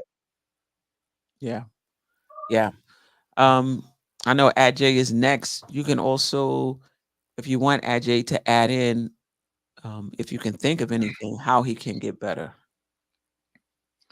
Listen, there's nothing else for me to say about Jaylen Brunson that Jerrell and Geoff haven't Thank said, you. and anybody's been He didn't saying leave all any season. meat on the bone for you either. Yeah, Payback. they pay back, right? They give me what I just gave him a few minutes ago. How can he get better? It's really not him. I mean, I think of course he's going to improve and try to figure out how to get out of. I mean, he did figure out how to get out of those double teams. So what the league is doing now, they triple teamed him. So he's just going to have to figure out how to get out of that. Triple team and get the other guys involved. But otherwise, I mean, like you said, he's just entering his prime. He's just, he could shoot higher percentage, and I mean, I don't even know how he gets better. He's already a high IQ player, very high IQ player. He shoots the ball well. He distributes the ball well. He does all that stuff well. So, maybe little tweaks here and there, but it all involves other teammates. Like I said, be in a position when he's getting triple team, being in a spot on the floor where he could get you the ball and get out of those triple team. And that, of course, that depends on the personnel we have based on whatever move we make this off season. But I mean, he's entering his prime, so you expect his shot to get better. For him to shoot a better clip next year, because he's already doing it. He's doing a great job. I mean, he's, when he misses a 3-pointer, you're like, damn, he missed that. You kind of expect it to go in. That's when a guy's in it. They're in their bag. All those guys, when they shoot the ball, when it doesn't go in, it's weird that it doesn't go in. So, hey, this is not much. I don't see how many other ways he can improve. I mean,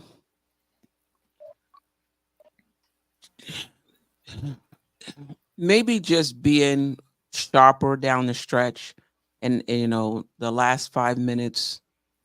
Maybe there was a game or two where he turned the ball over at an inopportune time.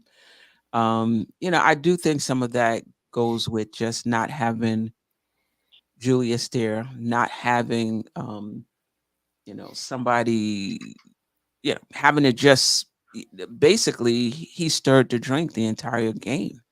He was creating for himself and creating for others the entire game.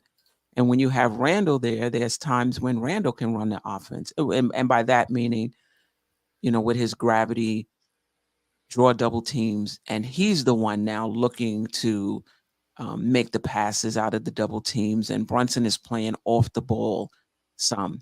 Without Randle, it was just him all the time. So maybe that accounted for him not being the sharpest in the last 5 minutes, but he was still pretty. I'm nitpicking here. He was pretty damn good. The last 5 minutes of the game. Don't get me wrong.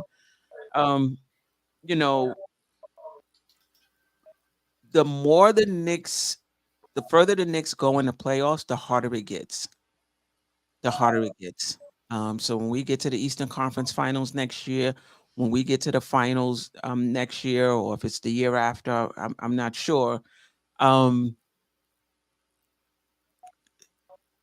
I'm betting on Brunson. Like we don't know how he's going to perform. He hasn't, he hasn't been there. But there's nothing that I've seen so far that indicates to me that he won't rise to the occasion. Like the good ones are the ones in the playoffs who take their game to another. You already averaging 28. Randall goes down. I think it went to, 30, 31. You go into the playoffs, you're dropping 38, 40, this, that. That's what the good ones do. Like if you've been fortunate enough to watch Magic, Bird, Isaiah Thomas, like those guys, that's what they did. They played lights out in the regular season. You were like, "Well, what else can they do?" You know what I mean?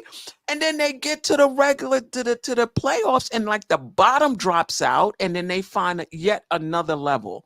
And that's what Brunson, and that's what Brunson is doing. And listen, I'm not gonna say I'm surprised, but when you think about Paul George, MB, there's some other players, they have to go through it a little bit, before they start producing in the playoffs. And it just seemed like Brunson is just like hitting the playoff ground running. It started in Dallas, and I just haven't seen much drop off. Like this guy is the real deal. Like how long have we been saying we wanted a just a star? Get a just a star. And we finally and we have one.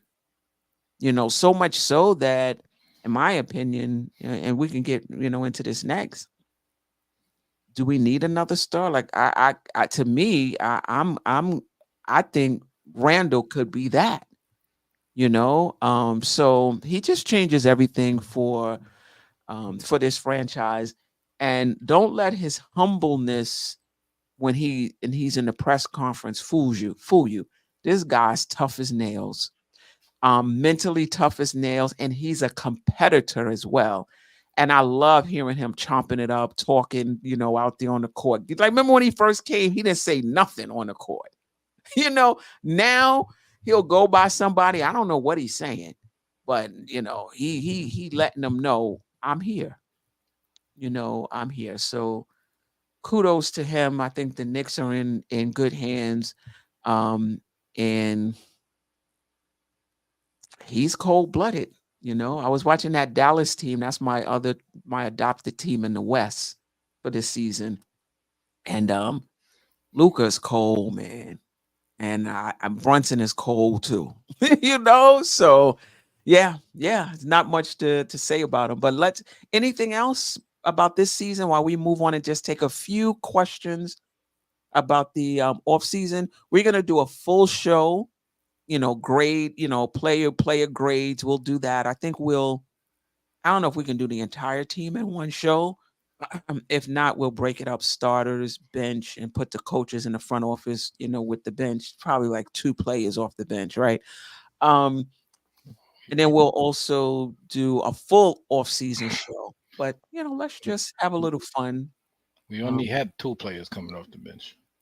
Right. All right. Let's have a little fun. Ooh.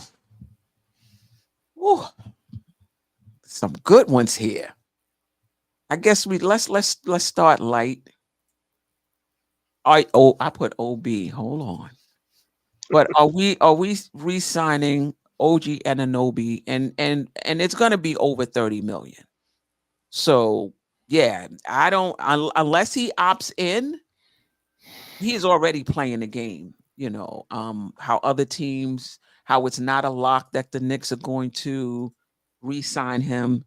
And I think that's his way of saying, y'all gonna have to pay me, So I don't think you're getting him for 20 million. I don't think you're getting him for 25 million. You're getting him for 30 plus. Hopefully he plays more than 12 games,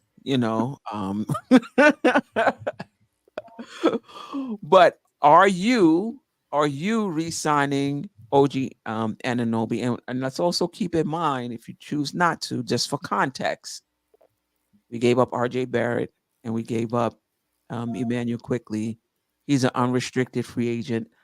Somebody correct me if I'm wrong, but I think in this, I don't think you can do sign and trades in this CBA. But somebody correct me if I'm wrong. Yeah, I think you can still do sign You and can still trades. do sign and trades. Okay.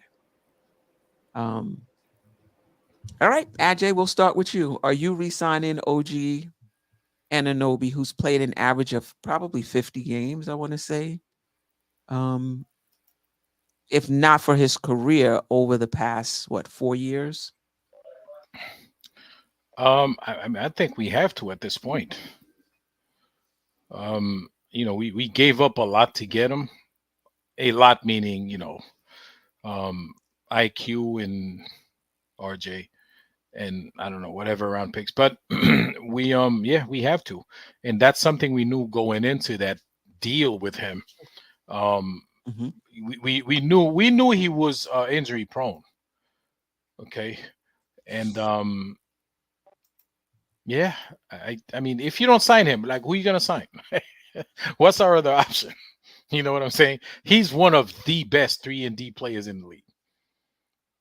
So if we just have to work out bench and try to get the right backup, because we know at this point we have to expect that he's going to get injured. So yeah, you just take the good with the bad and you have to sign him. I would definitely sign him, yes. Ajay? I mean, not Ajay, Jerrell, and then Delusional and Geoff? Yeah, I'm gonna sign him. I mean, like Ajay said, we already gave up a lot. He fits perfect for this team. The only thing is his durability.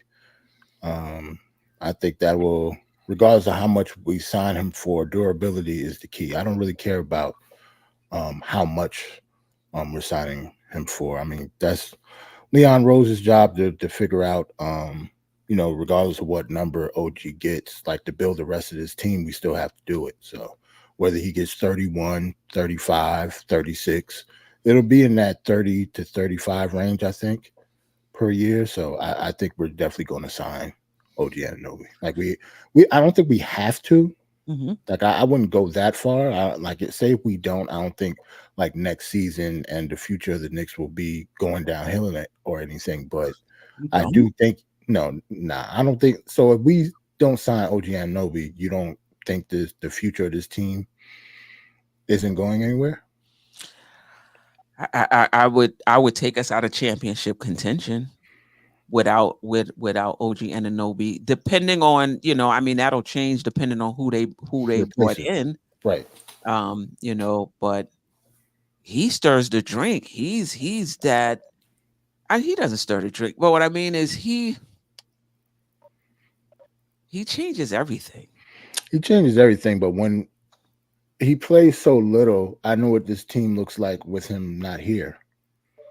So if, say, the way that is, well, let's just say, like, when he wasn't playing with versus Indiana, right?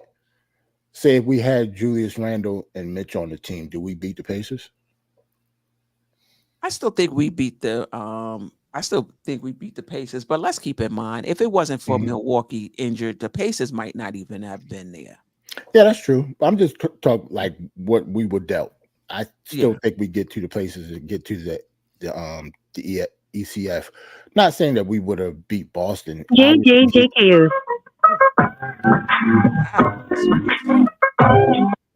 Okay.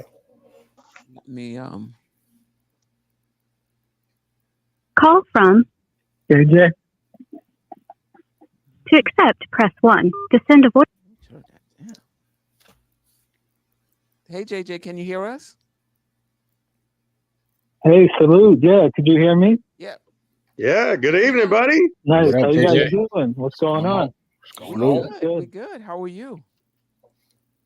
Good, man. Just watch the end of this Celtics Pacers game. Celtics just put off a great comeback, about to win. Yeah, Yeah.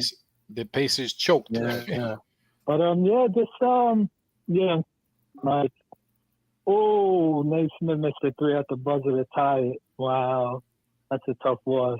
I hate both these teams. I'm just like, I don't know who to root for. But yeah, just real quick, man. Like, if I could I just talk off season real quick? Yeah, absolutely. All right, cool. Thanks. My thing is, I'm torn. Like, on one hand, I'm like, yeah, I would love to get another star in here, especially like you were saying, Steph, earlier in the show. Philly, they're going to make a big upgrade at the wing. Miami will probably find a point guard. So, but then another part of me is just like, I'm cool running it back. I just feel like this team deserves another chance, like, to hopefully stay healthy. Like, I think if we were healthy, man, like, to me, this was like the biggest what if season I could ever remember as a Knicks fan. Like, that's the thing that's like going to bug me all off season. Like, man, what if we were healthy playoff time? But yeah, I'm just torn. Like, I feel like I'm going to be happy either way. Like, obviously, if we get another superstar, I'm not going to cry about it, but if we stand pat, I'm not going to have any complaints either. Like, I think we could be a contender if we run it back, and hopefully we're healthy this time. I agree, JJ. That's kind of where I'm at, I think. Yeah. Yeah. So, yeah. What is your if they didn't run it back, do you think they need another star, or do you think they just need a little something around the edges? And if so, what would that be? I really don't know. I think we're fully healthy, man. Like, this team has proved me wrong, like, a lot. And I got to give them credit. I had my doubts early in the season. I really did. I'm not going to deny that. But it's proven me wrong, every step of the way. So I got to tip my cap to them. I'm not sure we need much. Like, when I think about it, like, let's say we're fully healthy. If we're fully healthy, even the bench is good. You're going to have Hart. You're going to have either Mitch or Hartenstein. You're going to have Deuce. So I'm okay. Like, if we don't make any big moves, I think I'm content with it. Like, even if we don't make any moves. What do you think about, say we stay pat. Mm-hmm. How do you, and Philly gets Paul George, Maxey, and Embiid. Right. What's your thoughts? Yeah, then it's a little different, maybe. Yeah. I'm still not sure. Like, I'm still not sure you have to let that, like, impact you per se. Like, I get it. I definitely, like, would be like, But again, I'm just really thinking if we're fully healthy, and I mean everybody, like 100% healthy, I think we're right there. I really do. I got to be honest. And I'm mostly a pessimist, but when I really break it down, like, I think we're okay where we are. Like, I do. Like, again, I'm not gonna cry if we make a huge move. If we got a superstar, I'm obviously not gonna be upset about it. You know what I'm saying? Mm-hmm. But I'm still just torn. Like, either way, I really don't think there's anything this off season that's gonna make me like mad. Like, you know what I'm saying? Like, I gotta trust in the front office. They made pretty much the right moves every step of the way for the most part. So do I expect them to want to maybe make a big move? I do. I still do. And like, when I think about it, I've kind of been saying we should upgrade the 2. But Dante's been good, man. Like, I don't know. Like, again, I'm okay if these are 2. And when I think about it, I know some people might not like this, but when I think of the spot to upgrade, I would upgrade the center spot if there's one spot. I think we could get better there. I know people like Hartenstein and Mitch, but I think we're settling. Like, I think if there's one spot, I would upgrade the 5, to be honest. I don't think we got enough production. But this is the thing with who, though. I mean, the center spot is that's the question. It's not a very deep. I agree with it's that. not a very deep spot in the NBA. I agree. Right. No, I agree with you. I don't have a name. I agree with you. There's not, right. There's not much, Yeah, I just think having like a 5 who could give you some offense. I mean, I know Hartenstein's got the floater; he's a great passer, but I just think like having a stretch 5 could just really open things up for this offense. You know what I mean? I agree. Like, yeah. So, Yeah. but I mean, that's pretty much it, man. Like, I'm just excited for the all season. Again, I think I'm gonna be pretty happy regardless of what happens, whether we, stay put, stand pat, or we make a big move. I guess time will tell. Time will tell. Yeah. Yeah, time will tell. But yeah, that's all I got. Appreciate it, man. You guys have a great rest of the weekend, man. Appreciate it. All right. Thanks for calling, JJ. Take it easy. Appreciate you, JJ. Queen, I have to say, man, always a good call. Let's finish this out, and then we can get right into what he was talking about. Unless you guys want to switch to that right now and come back to OG. It's up to you, Steph. Any preferences? Nah. Either. Let's move. We'll come back to OG. I think the question on the table is the question every summer, right? Were you going to run it back versus making big or small upgrades? I'll start in by just saying that I'm okay either way. I'm okay if the Knicks don't make any moves and run this and run this team back and they're healthy. But I'm not naive though. When I think about running this team back, I'm not thinking about running it back against the Eastern Conference as it already is. Those teams are going to get better. So it's about running it back against probably an upgraded Orlando who's looking for a shooter, upgraded Philadelphia team who has a lot of cap space. I'm not sure if Boston is going to do, anything. So the teams around us are not going to stand pat. If the Knicks, one thing I want the Knicks to do, even if they do run this back, I need another point guard ball handler playing either on that second unit and at times can play next to Brunson, or, and this is now, if for this second option, now you're going after like a star, a near star player. If you bring in a guard that's going to play next to Brunson and bring Devo to the bench, that's going to be a bigger upgrade.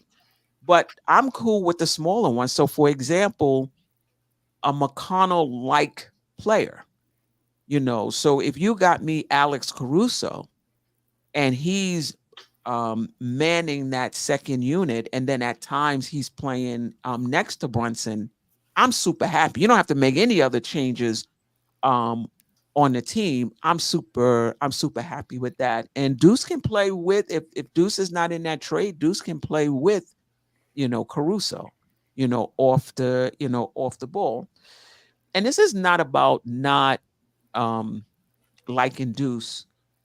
I do like him now that he's shown me a bit more. But we need somebody that can command that second unit. Not just somebody who can bring the ball up the court. Deuce can do that.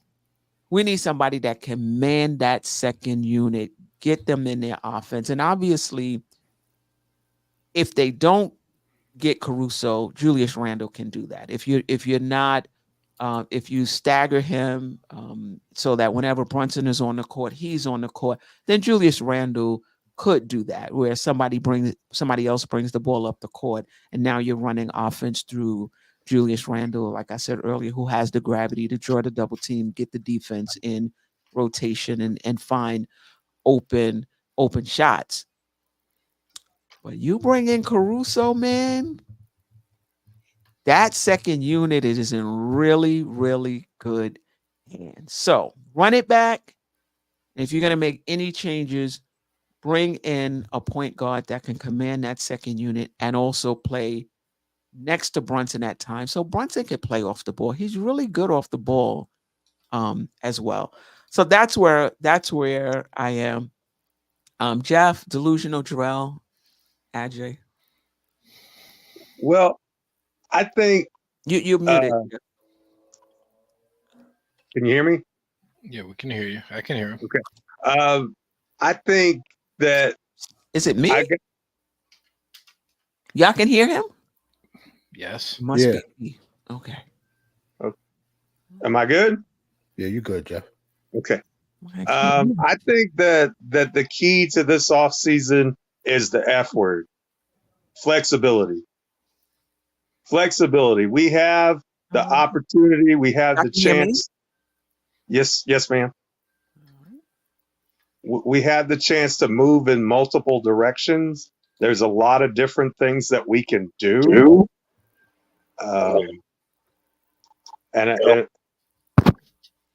now there's an echo. Yeah, now it's an echo stuff. Okay. Still? I don't know. Is it still there? Nah, you're good now. No, you're good. Okay. So we can do a lot of different things. There are a lot of different directions we can go. And I'm not sure that any of those paths is necessarily bad. I'm kind of with you, Steph. I like the idea of having someone who can shoulder some of those, backup point guard minutes and can play alongside Brunson. Caruso was a name that came to mind for me. He seems like he's the perfect Tibbs player. McConnell would be another one, although I don't know. I think he may just play well against the Knicks. So if you take that away, I'm not sure how good he would be. But I really like the idea of a Caruso kind, and I don't know that he would be that expensive. But I think you kick the tires on all the options. I think you look at everything. You have 2 late first round picks in a draft that's not supposed to be all that strong. I don't know. I don't think we'll use both of those. I hope we kind of use one of them because it'd be nice to have someone not, for down the line, not necessarily, I know we're in win now mode, but I think that you can do a little bit of both and kind of get one player that you can kind of groom and bring along, whether that be a Kolek or someone of that ilk and nature who can do some of those things. And I don't know, maybe that person is the kid that we got overseas right now that we drafted. What's his name? Jokic or something like that? Yeah, Jokic. I don't know. Maybe this is the year we bring him over. I don't really foresee him being a rotational piece for this team, but who knows? But what I do know is that this Knicks front office has been very astute at identifying good rotational pieces, at least in the last couple of years. I like Dante DiVincenzo. I was not convinced that he was going to be as good as he was.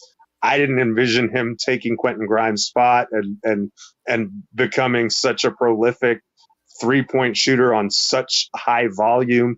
But certainly he did that, and it didn't come without cost. I mean, we had to let Obi Toppin go in order to get the room to make that happen. So we had choices to make in that aspect. But he was a very good addition, as was Josh Hart. These are just players that fit very well.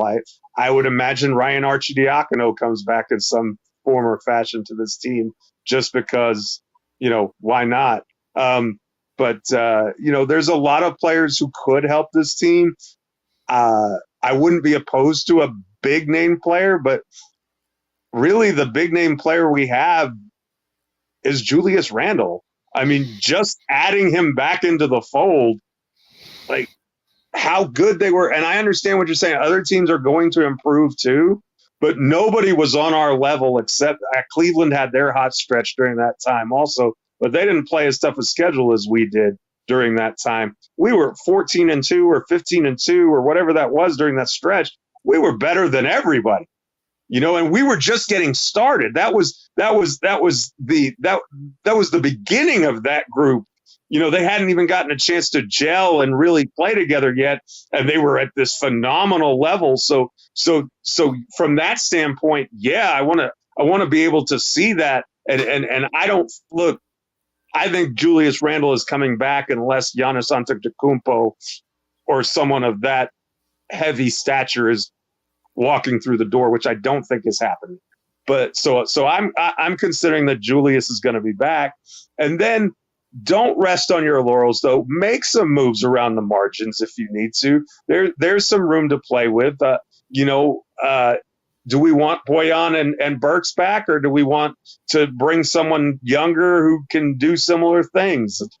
Caruso seems like he's a good fit, but I think we showed that with the right lineups, with a healthy OG, if we bring him back, which I think is essential, that you can have Boyan on the floor and he can be an effective scorer. And so because we have the other defensive pieces around him to make him really good.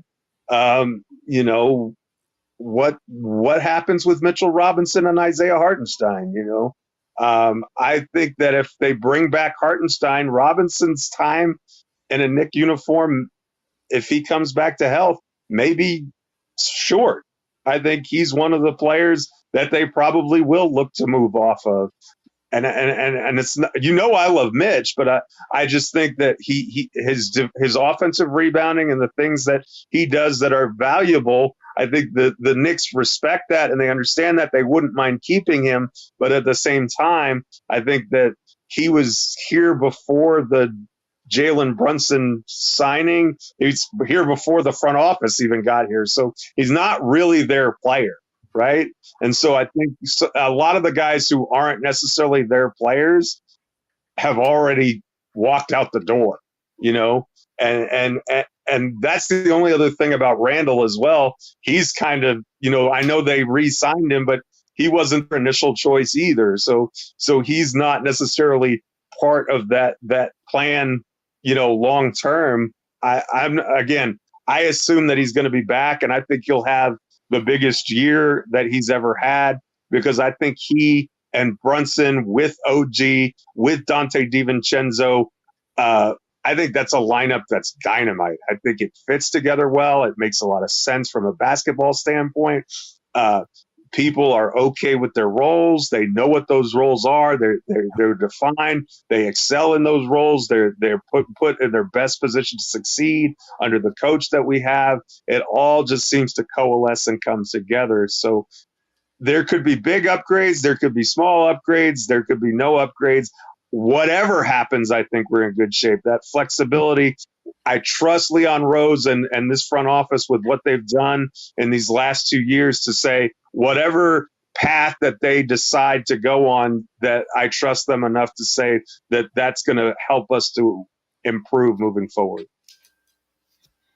Yeah. I agree with that. And to your point, there are some decisions to be made. We'll talk about Randle next. Who was next? I was next. Mm-hmm. I believe we run it back. If it's one thing that the front office has been done, is very calculated with every move that they make. They're running everything through their CAA situation. So if you're not, a part of that, then of course you're not going to be part of this team. So saying that, it's Burke signed with what's Clutch. So he signed with Clutch. So we know he's gone. He's going to go get the bag. So just minor adjustments.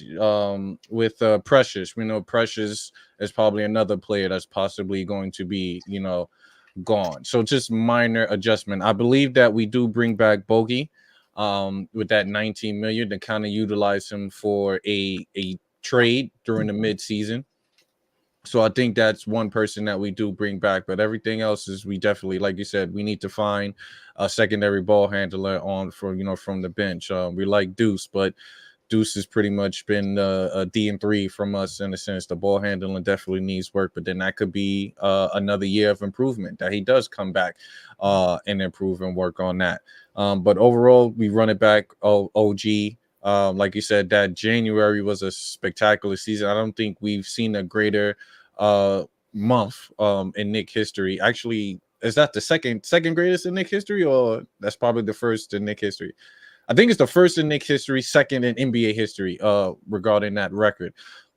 So we have to run it back. There's no other question of running it back.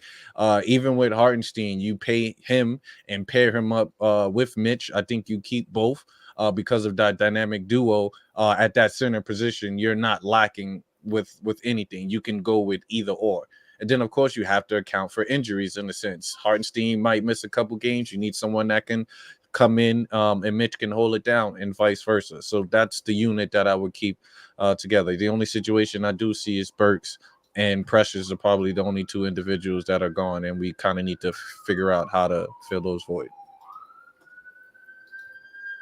Yeah. That's fair.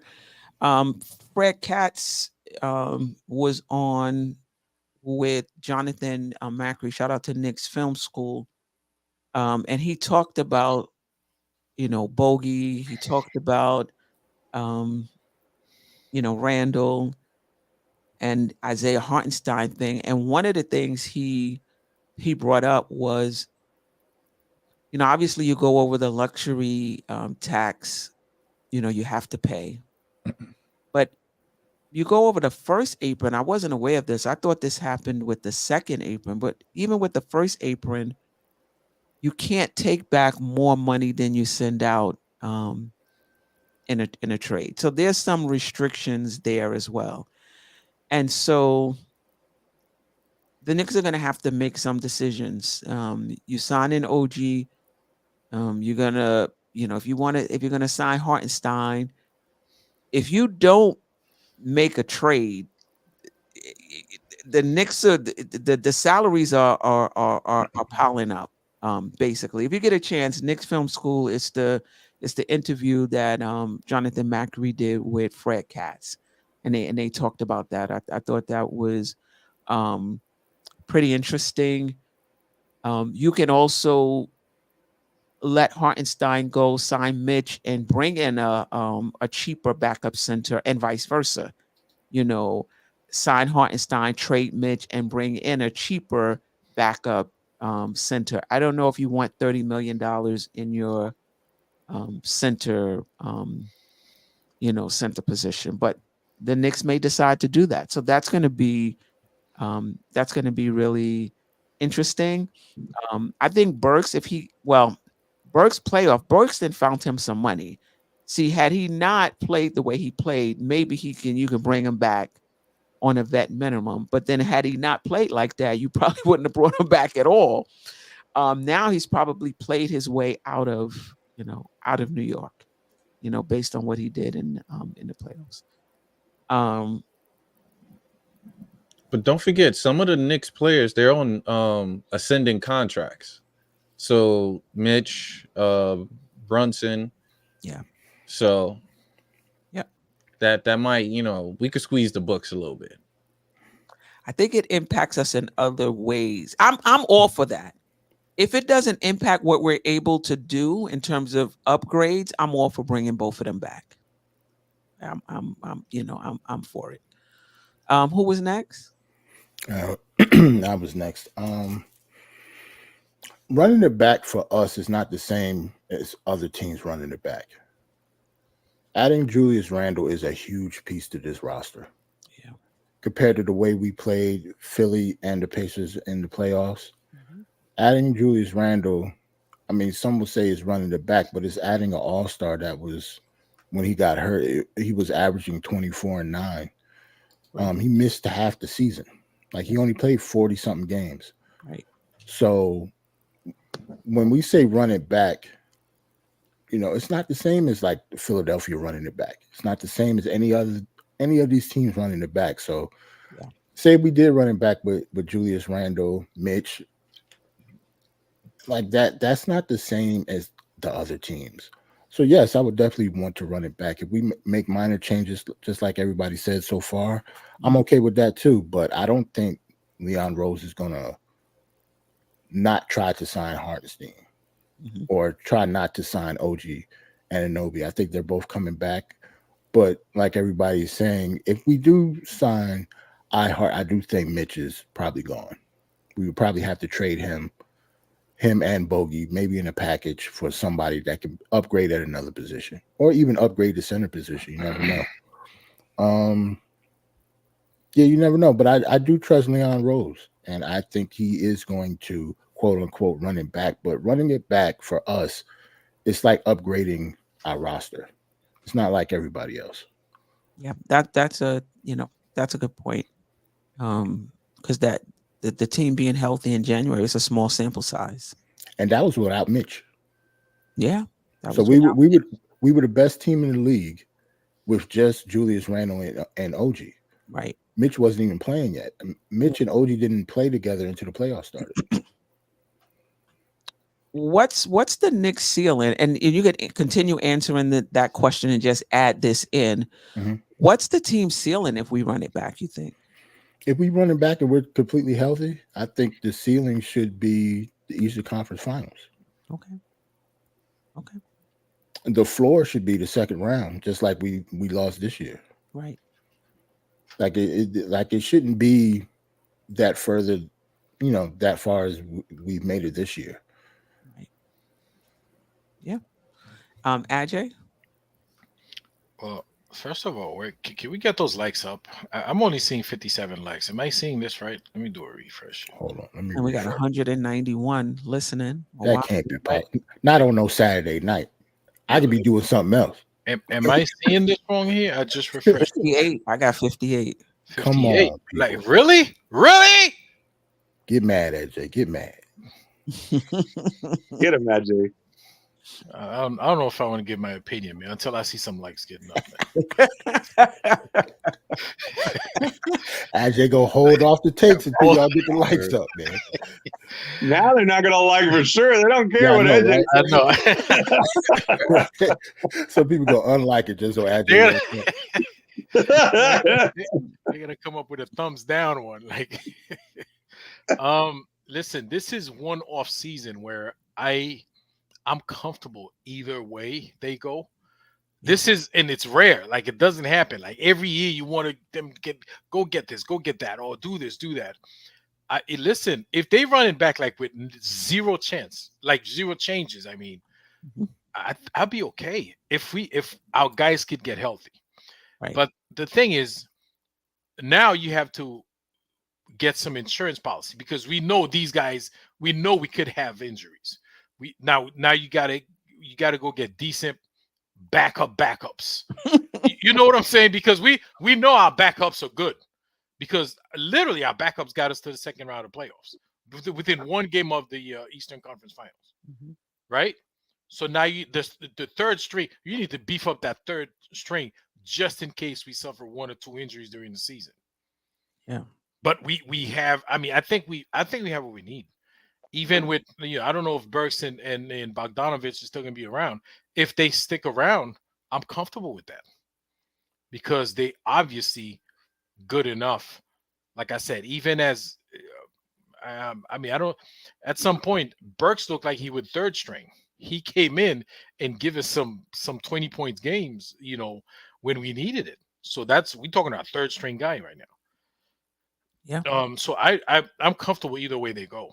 Like it's going to be a very good off season. I mean, the front office would have to try really hard to F that one up in order for us to be in a worse shape than we were at the beginning of last season. I think we're in a great position, and not to mention, forget about the good team that we have, but we have a lot of we the draft pick, like a lot of assets that we could use. We got 24th, 25th pick. We have a ton of future draft picks. Some of them may not be as valuable to other people, but we still have them.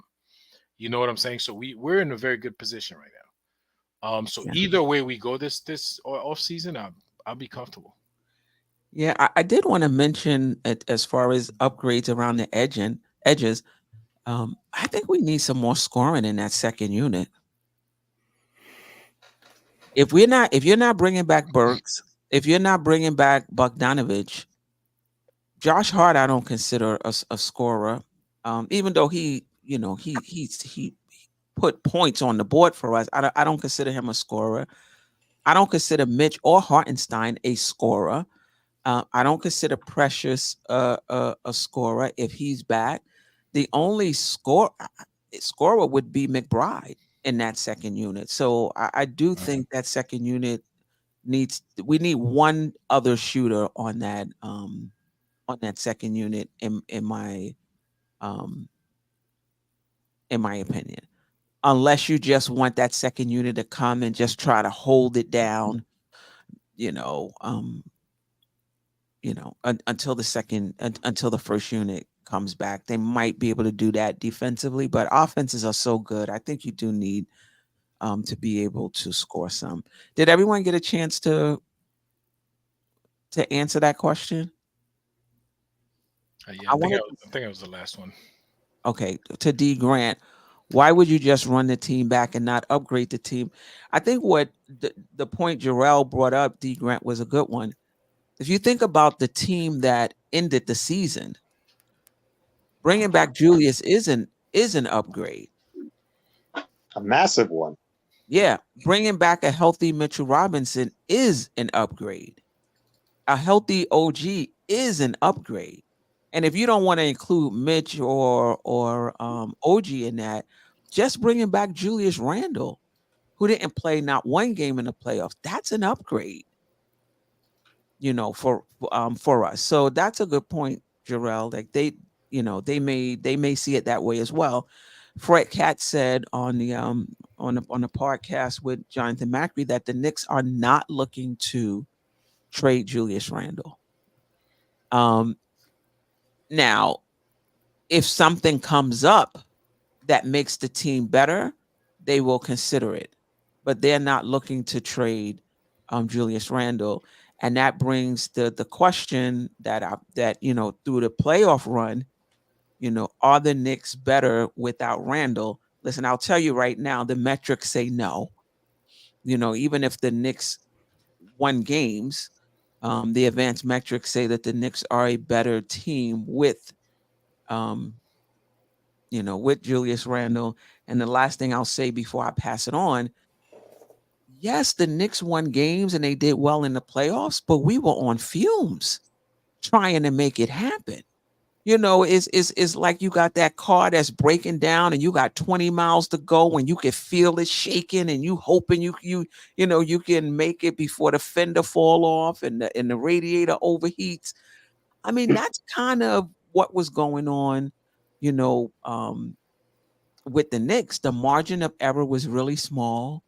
We had to play players minutes that we probably didn't want them to play.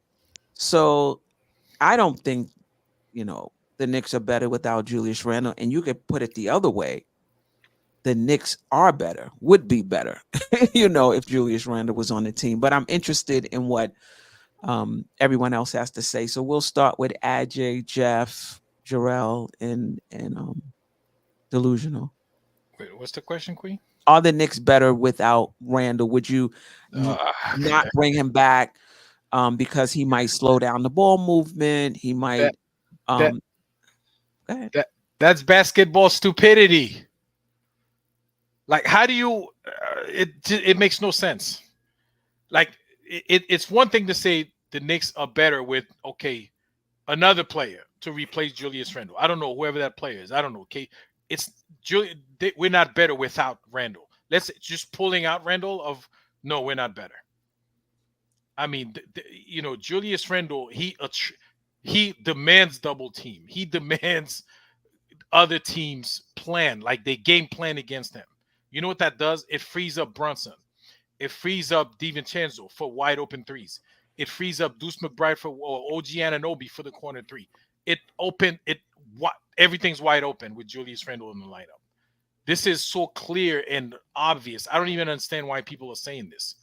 I saw a show with a super extremely intelligent guy named Gilbert Arenas who said, the Knicks are better without Julius Randle. I don't understand. That guy played ball. Obviously, it's all mechanic to him. He didn't have a very high IQ, if you could say that. He didn't understand the game.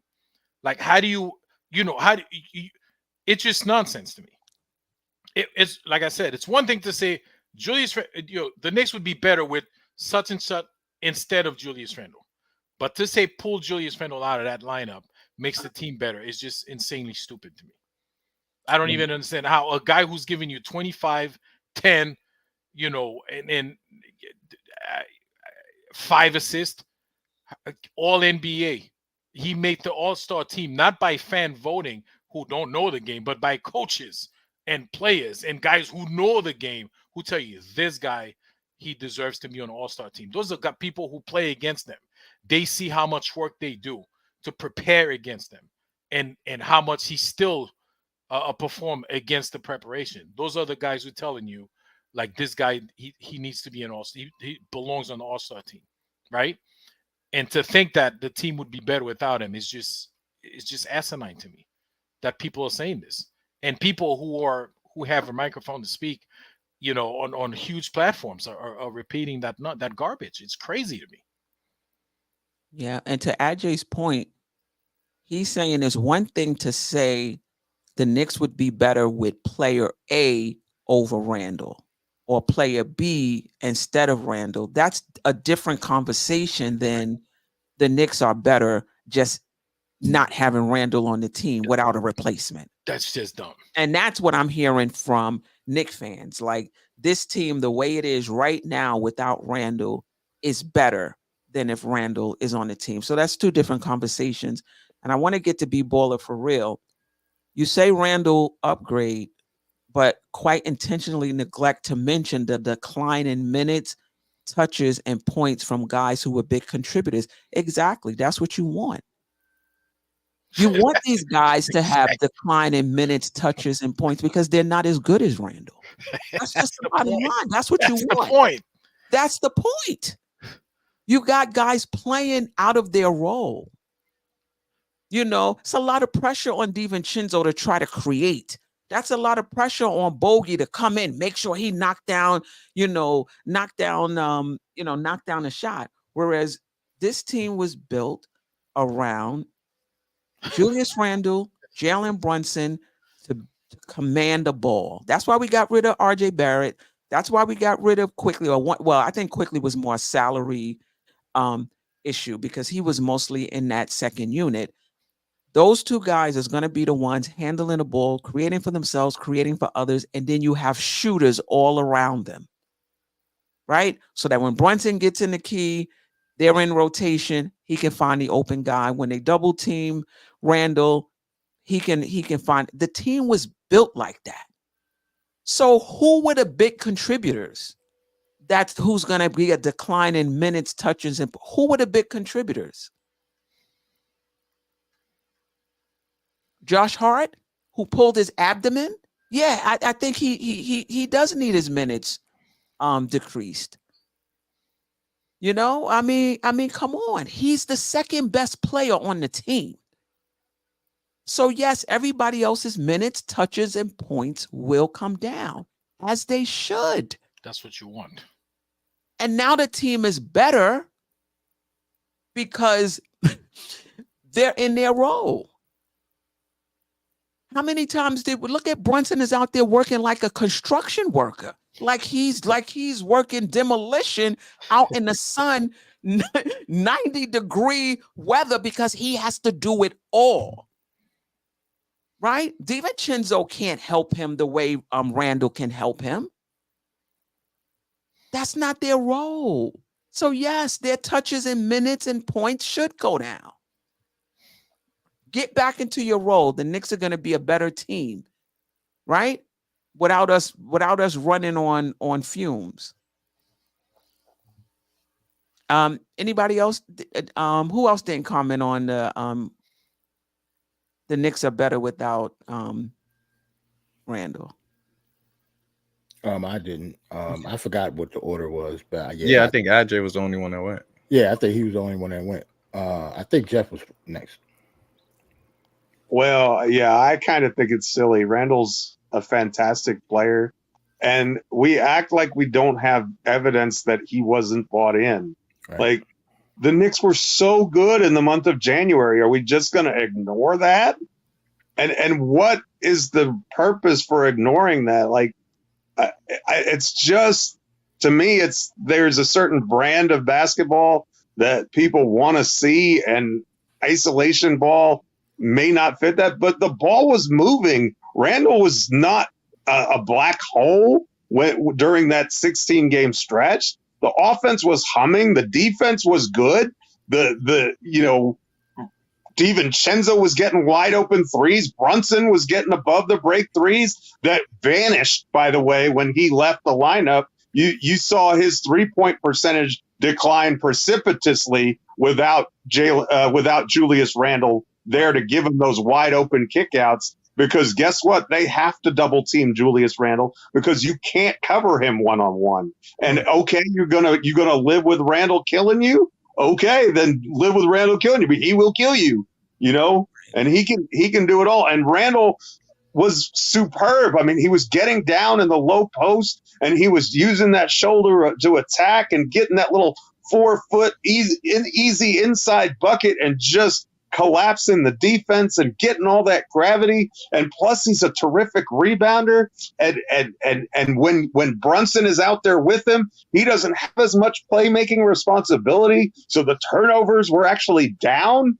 And he doesn't have RJ Barrett there kind of duplicating his space and what he does. Not that Barrett's not a good player. Barrett thrived when he was out of that situation too, because they're good players. They don't necessarily fit together. Now you've got a lineup that fits perfectly. You've got OG Anunoby who can cover for Randle's lapses defensively when he has them, and we know he does. But that works out well. You have lineup versatility where you can always have a scorer on the floor because you can stagger Brunson and Randle. You can stagger OG and Julius. So you always have a really good 4 on the floor. You don't have to play Josh Hart at the 4. You can play him more at the 3. You can do other things. You get more wide open looks for Dante DiVincenzo. And now we know that he's going to knock those shots down. We've seen it.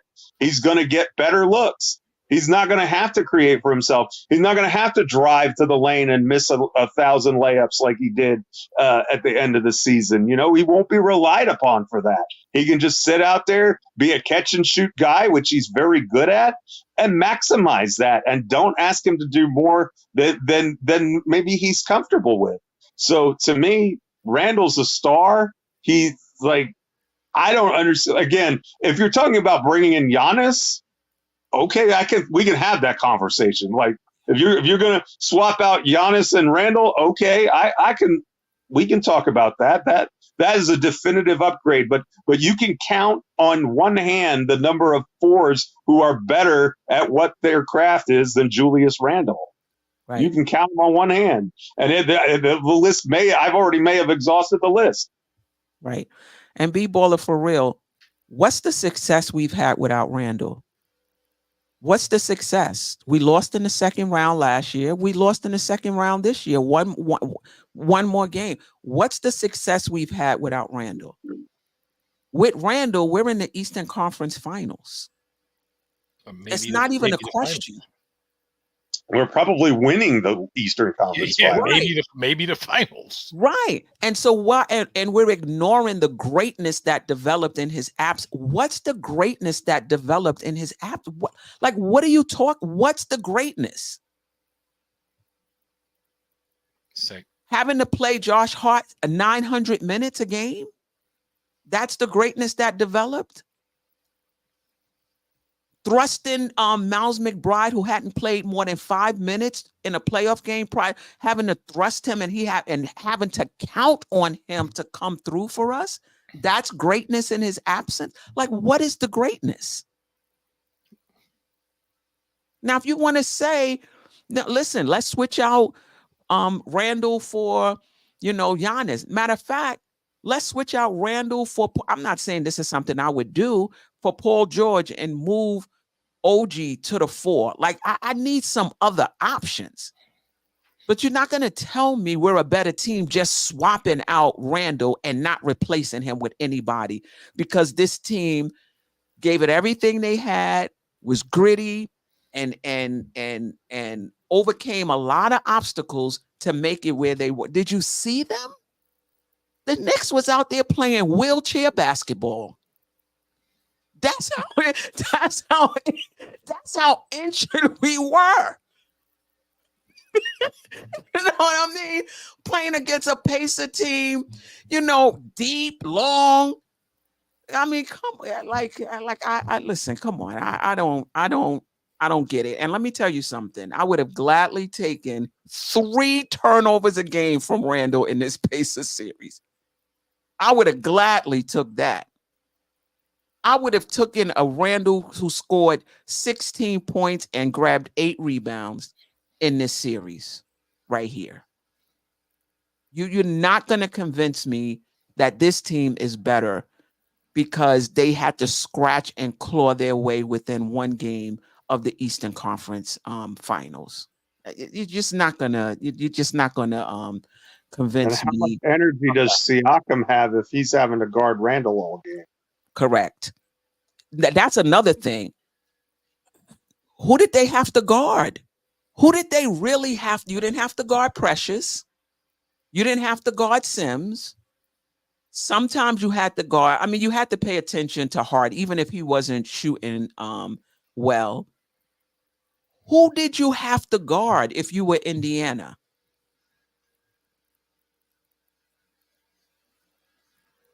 You got Randle in that team. Siakam got to put out some energy now to guard him. Or maybe you got to put Miles Turner on. Like you got to make some decisions. They didn't have to make decisions other than who they're going to put on Brunson. That was the only decision they had to make. Oh, which three players they were going to put on Brunson? Because they had the luxury now they could triple team him. Anyway, who didn't get a chance? Was it Ajay and Delusional?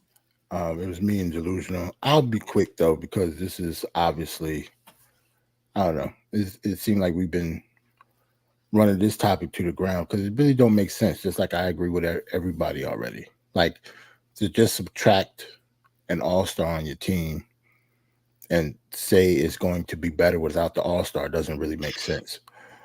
I can see if the argument is he's not a fit for the team, that's a different argument. But if that's going to be the argument, like Geoff said, that'd be you ignoring January. Like we already have a sample size of Randle on the team with OG Anunoby. And we were the best team in the league. So to say after he got hurt that we got better without him doesn't really make any sense. Like other players stepped up, obviously, but that's just because they had to.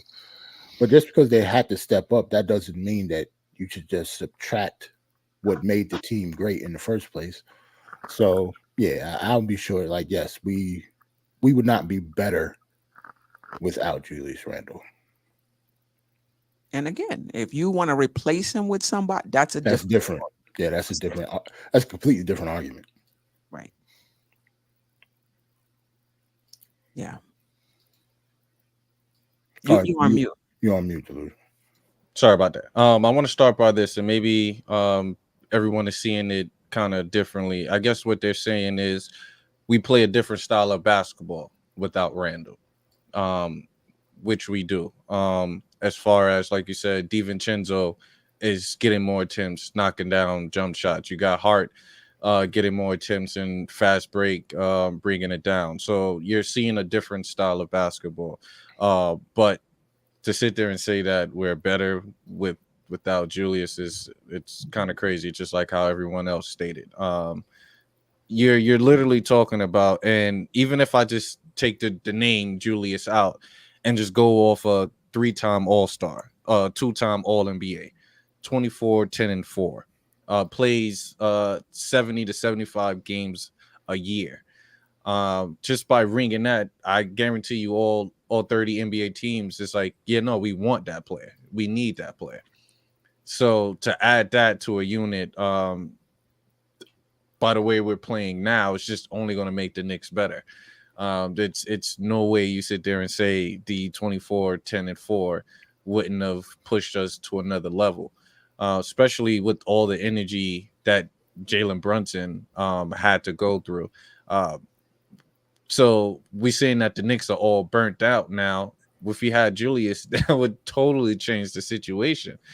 because you got someone that we can feed the ball in to get a bucket when we need a bucket, rather than when we was bringing the ball up and trying to force the ball in Jaylen Brunson's hand. My man literally was running 9 floppies just to get the ball in his hand. You know, that's ridiculous, the amount of usage that we utilize JB for just to put the ball in his hands.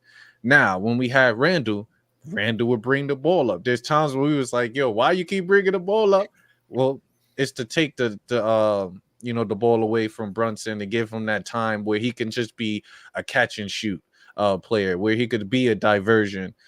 So yeah, I'm not going to waste any more energy on that and say that, yeah, no, it's Knicks are so much better with Julius Randle. Right. And B baller for real. I'm saying OG can outplay Randall at the power forward. Can we relax?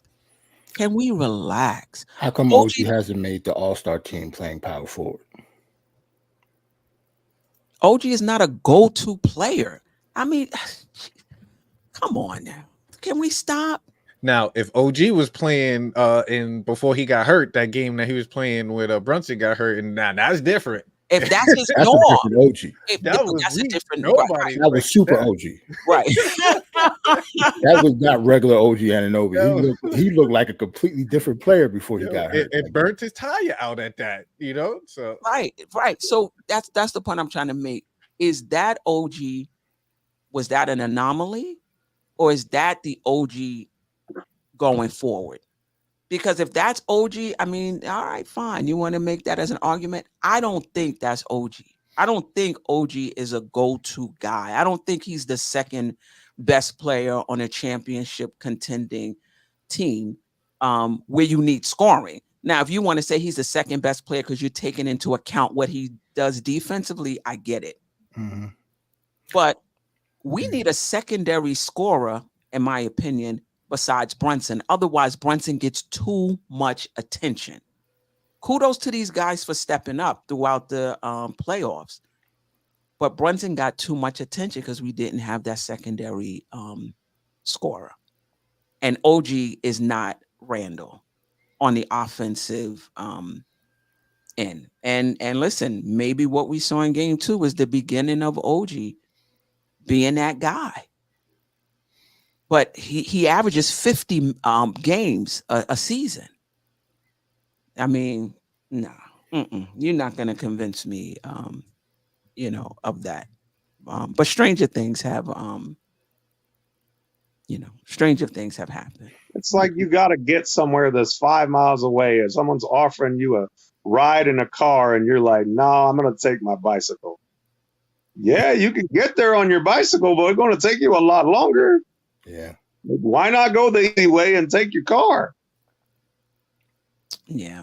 Crazy part is, I actually think OG can play power forward in today's NBA, but I think he can too. To say he would be better at it than Julius Randle, no.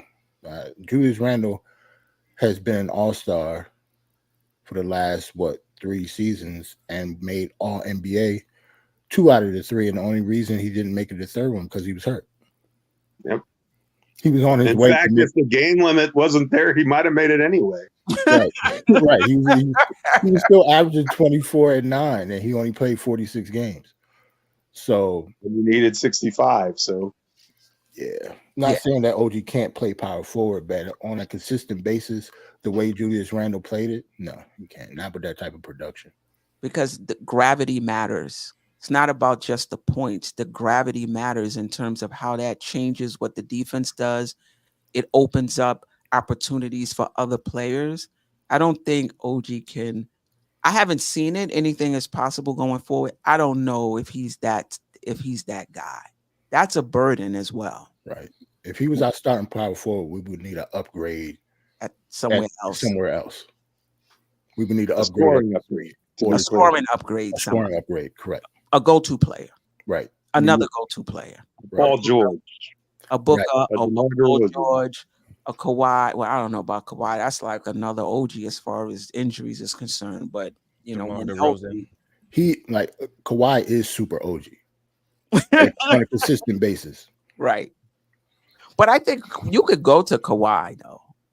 right? Yeah, that's what I mean. Yeah, He's the that's super what OG. he Like means. OG, Yeah. that's how OG was that game he got hurt. He looked crazy. Like I've never seen him play like that before. Never. That was the best game of his life. He played 28 minutes and scored 28 points.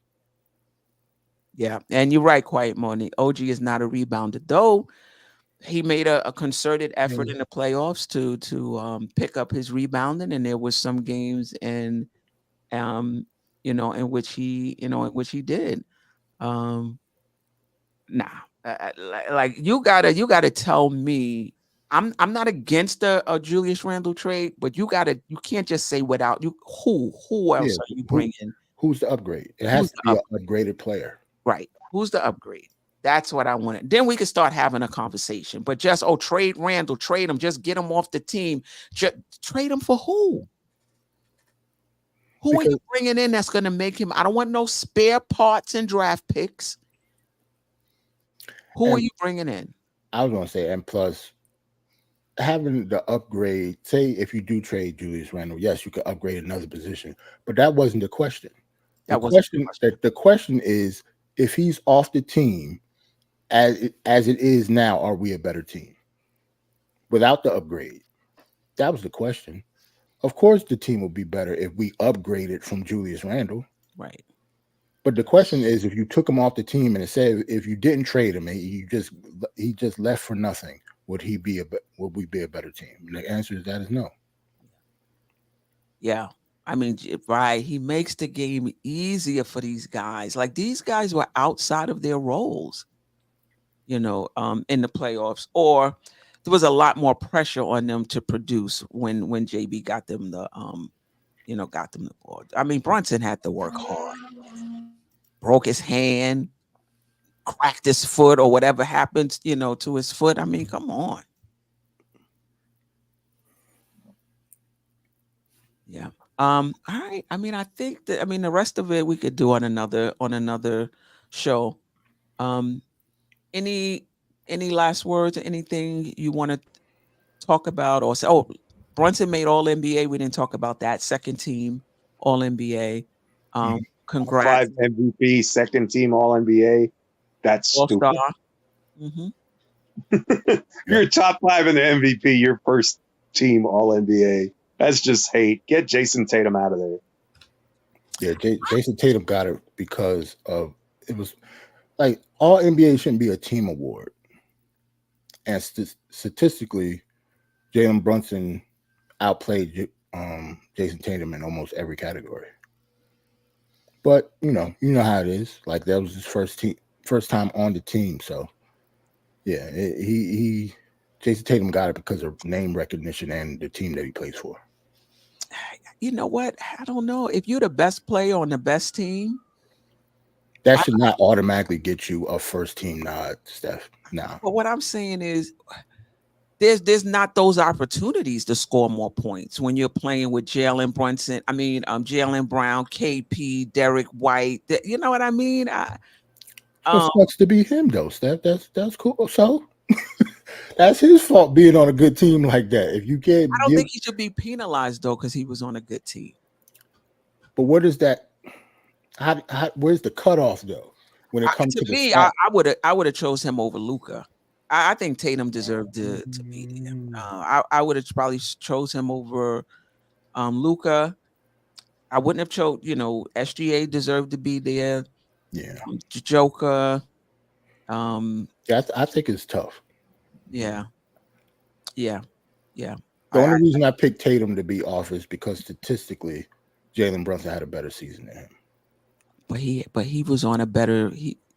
Jaylen Brunson's usage was he had to. Then Randall wasn't there. Of course, he's going to score more points. I mean, but that's what these lists are usually about. Okay, that's what I mean. Like if Jason Tatum got more MVP votes, those are usually the team, quote unquote, team accolades that's going to us, a singular person. Gotcha. So Jason Tatum had more MVP votes than Jaylen Brunson because his team was in first place damn near all season. Right. I get that part, but I guess it's nitpicking. All NBA is just stats. Yeah, it's supposed to be. That's how it usually is. But it's nitpicking. He made the second team. It's not. It's only so much crying I'm gonna do about that. You know what I'm saying? Right. It's just either or. Like if he would have replaced Jason Tatum or Luka, I would have been happy. But I'm happy that he made second team too. It's the first time he made any team. So this is an accomplishment. Yeah, and we can also talk about Giannis. Yeah. I mean, but again, like you said, if you're just talking about stats, Giannis had a phenomenal season. If you're just talking about stats, once you start throwing in the team stuff, that's that's different. Yeah, I mean that's fair. That's fair. Anything else? Nah, man. No, we good. I can't believe we didn't hit 100 likes for all the. Well, maybe we can get up to 100 likes. We got 197, and at one point we had 200. Are we only at 6? Come on, 69. Come on. That's 69. insane. Come on, let's get it. We need 31 likes out of 195 people. See, we start talking Before about we get out of here. We started talking about Julius Randle. Somebody took their like away because I knew I saw 70 likes up there. People forever said, He I don't said like this nope. no more. He said nope. Let me take my like back. Oh no, I don't like Randle. Take this. Get this. Y'all in here talking about Julius Randle, that the team need him. No. Get my like off there. B Baller for real, definitely unliked. Yeah, salute to him though. Like everybody, we'll see what happens when it comes to Julius Randle, and it's gonna happen fast too. Like we only got a summer, couple months. Yeah, and I think probably something might happen at the at the draft. I don't see the Knicks drafting 2 players because of salary cap. You got to pay 2 first rounders. That's guaranteed money. Right. I would hope they try to trade up. But this isn't really the draft class to be trading up. It all depends on who they like. They weird when it comes to the draft. You already know that. Like they might not have any draft picks this season. They might just trade them away. Nah, there's some solid D and 3 players in this draft. That's 6'9", 6'8". So it's a couple of centers that I want too. Yeah. I like the kid out of Connecticut, but he'll be long gone. Yep, I like him. I like Ware out of Indiana. Real skillful, 7 foot tall. He could be a little soft, but we're not having a draft conversation. We'll have that another time. But yeah, it's a couple players that I like in that range. What about veterans? Right thing. What about some veterans on this? I think we need some veterans to kind of fill out the bench. Really? I think so. Yes. We got a team full of vets though. Like we haven't had on the bench though. Nah, on the We're bench. not gonna have Bogey and we're not gonna have Burks. But why wouldn't you think we having Bogey? Like he not going. Why you think he going somewhere? Who? Bogey? Donovan, I don't think I think if they pick up his option is to trade him. But I think until they trade him, though, he's going to be like I don't think he's going to be off the team until he's traded. But if he's traded, yeah, that's different. But I think he's definitely coming back. They're going to exercise that option just because of salary. And the reason why I said veterans, these are players that at a point in time in their career were giving you solid key numbers. And if they can take a smaller role and still be, productive during those time period, I think those are the type of players that you need. Look at Drew. Drew Holiday, he's not the same player that's been going out dropping, this 25 and stuff like that. He's just contributing like, all right, cool, whatever I need I could give it to you, defense here and here. So if we could get those type of players, the Mike Conleys out of Minnesota, those are veterans that are not really filling up the stat sheets, but that been in that pressure, that been there, that could come in, maybe a Kevin Love that can be a spacing big for us in a sense, players similar to that category that had that moment that can give you those buckets. But then let me come here, ride the bench, develop some players and come in and knock down these key shots. So I think that might be somewhere to look at. Yeah, I would agree with that. Shout out to Citizen X. I appreciate the super chat. If this is your first time, welcome. If it's not, welcome back. Hopefully you subscribe to the channel as well. Hit that like button, everybody. We up to 86. We're in a good place, but Dolan wants to join us. Salute, Queen. What that mean? Yeah, I don't know what that means. Maybe just because we're good now, maybe he'll meddle more. Maybe because we're. Seem like to me he'll be the opposite. Seem like He's good. he should leave us the hell alone. I don't know. Maybe he's talking about the show. We're in a good place. Dolan wants to join the panel over here. A word. I don't think he's gonna do that, but Nah, Maybe he could send a super chat. And, oh yeah, right. Definitely a super duper chat. Right. The Queen can retire. He send a big enough super chat. Come on, James.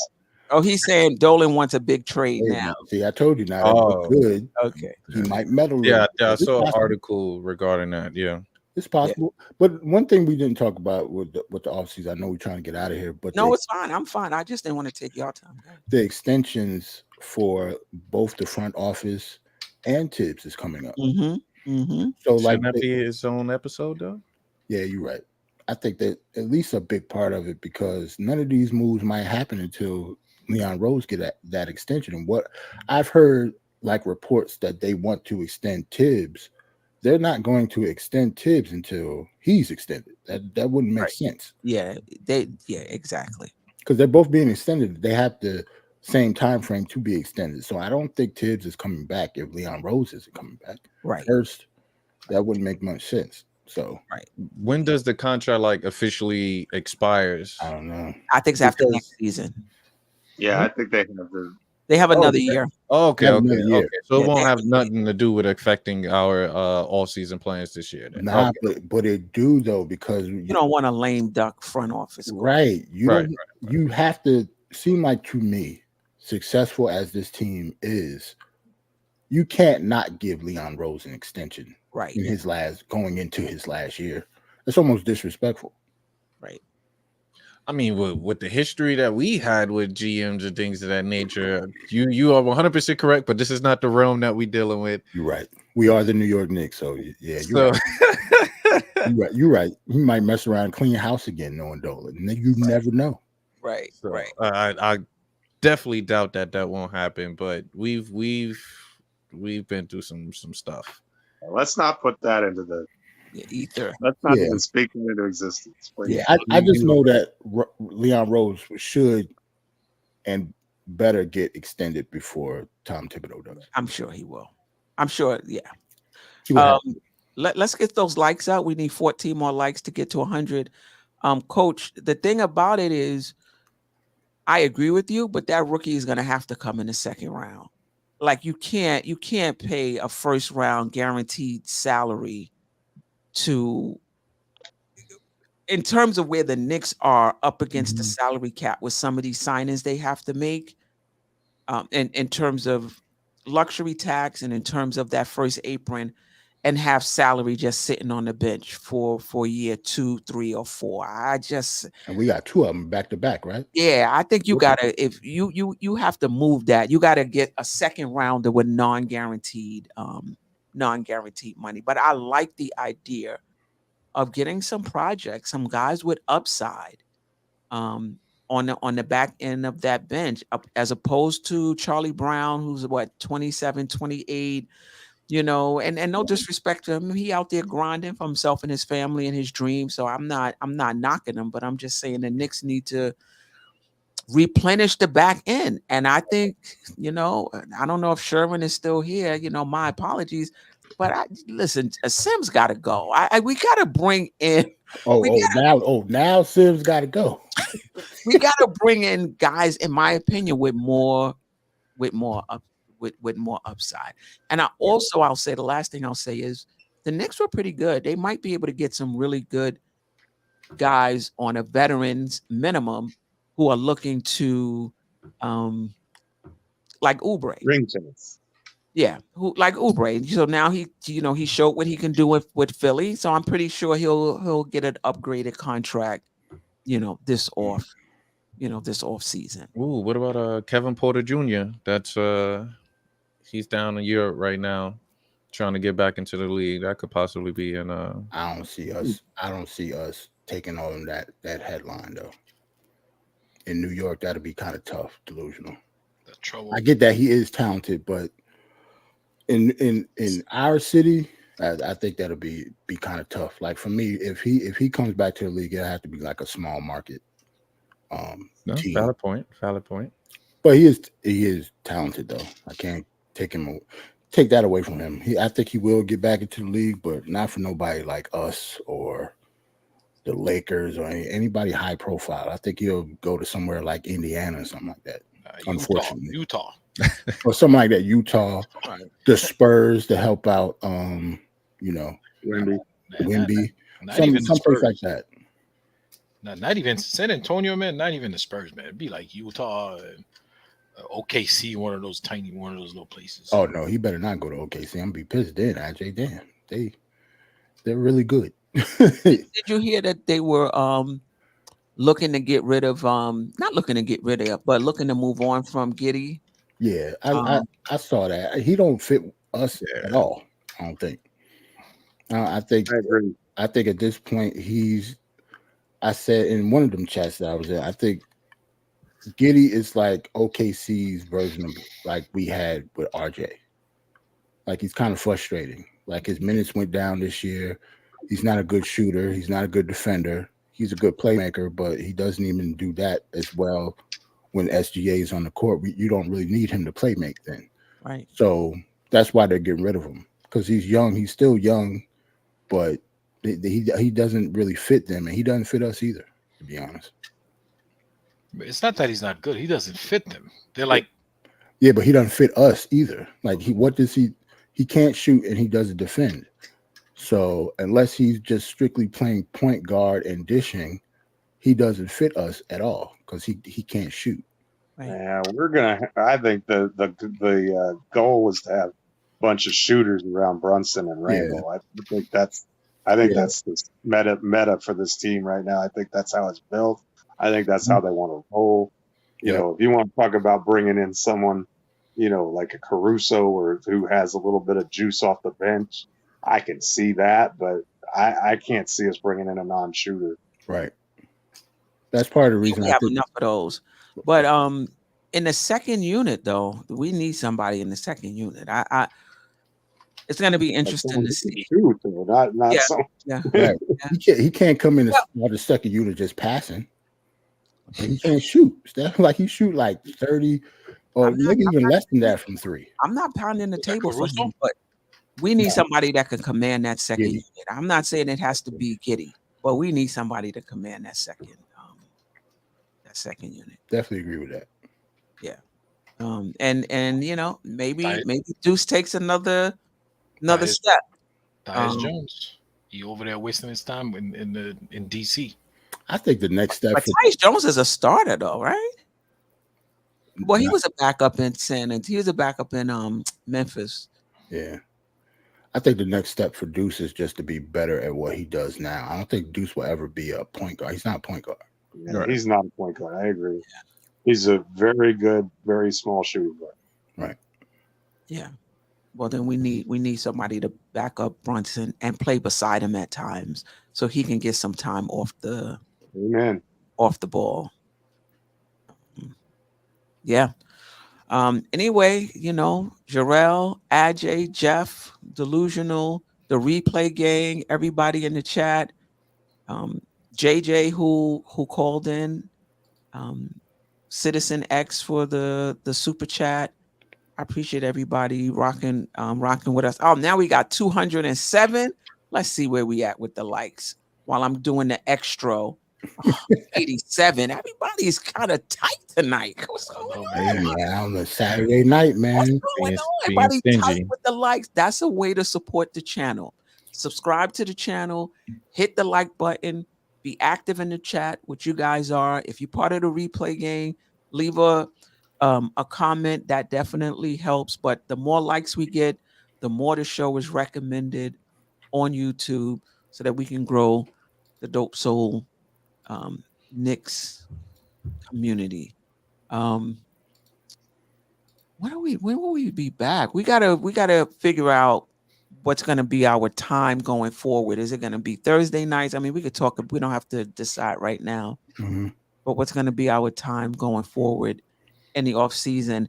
And I'm trying to be consistent with a lunchtime show. I'll figure out the the date for that. Actually, what? See when them likes at. Ajay, where the likes at? Ajay, hold on. Let me refresh this. Check, man. Probably 88. I got 91. We only need 9 left. You know what it is? Nine more. We need 9 more. Yeah, it's Saturday night. People saucy stuff. We ain't used to Saturdays. That's what I think it is. You know what I mean, people went out a little earlier. You know what I'm saying? Came back. They ain't ready for no like button right now. Yeah. That's they still pissed about the Knicks losing in round 2. Right. And then we're talking about Randle. Yep. Talk about Randle. Thank goodness we ain't talk about Tibbs. What? That was the last straw talking about Randle. People holding on to their likes. Anyway, until next time. Sister, you one of a kind. Yes. Oh, sister, it's time you That's shine. Don't talk. Where you at? Where you at? Don't talk. Where you at? Where you at?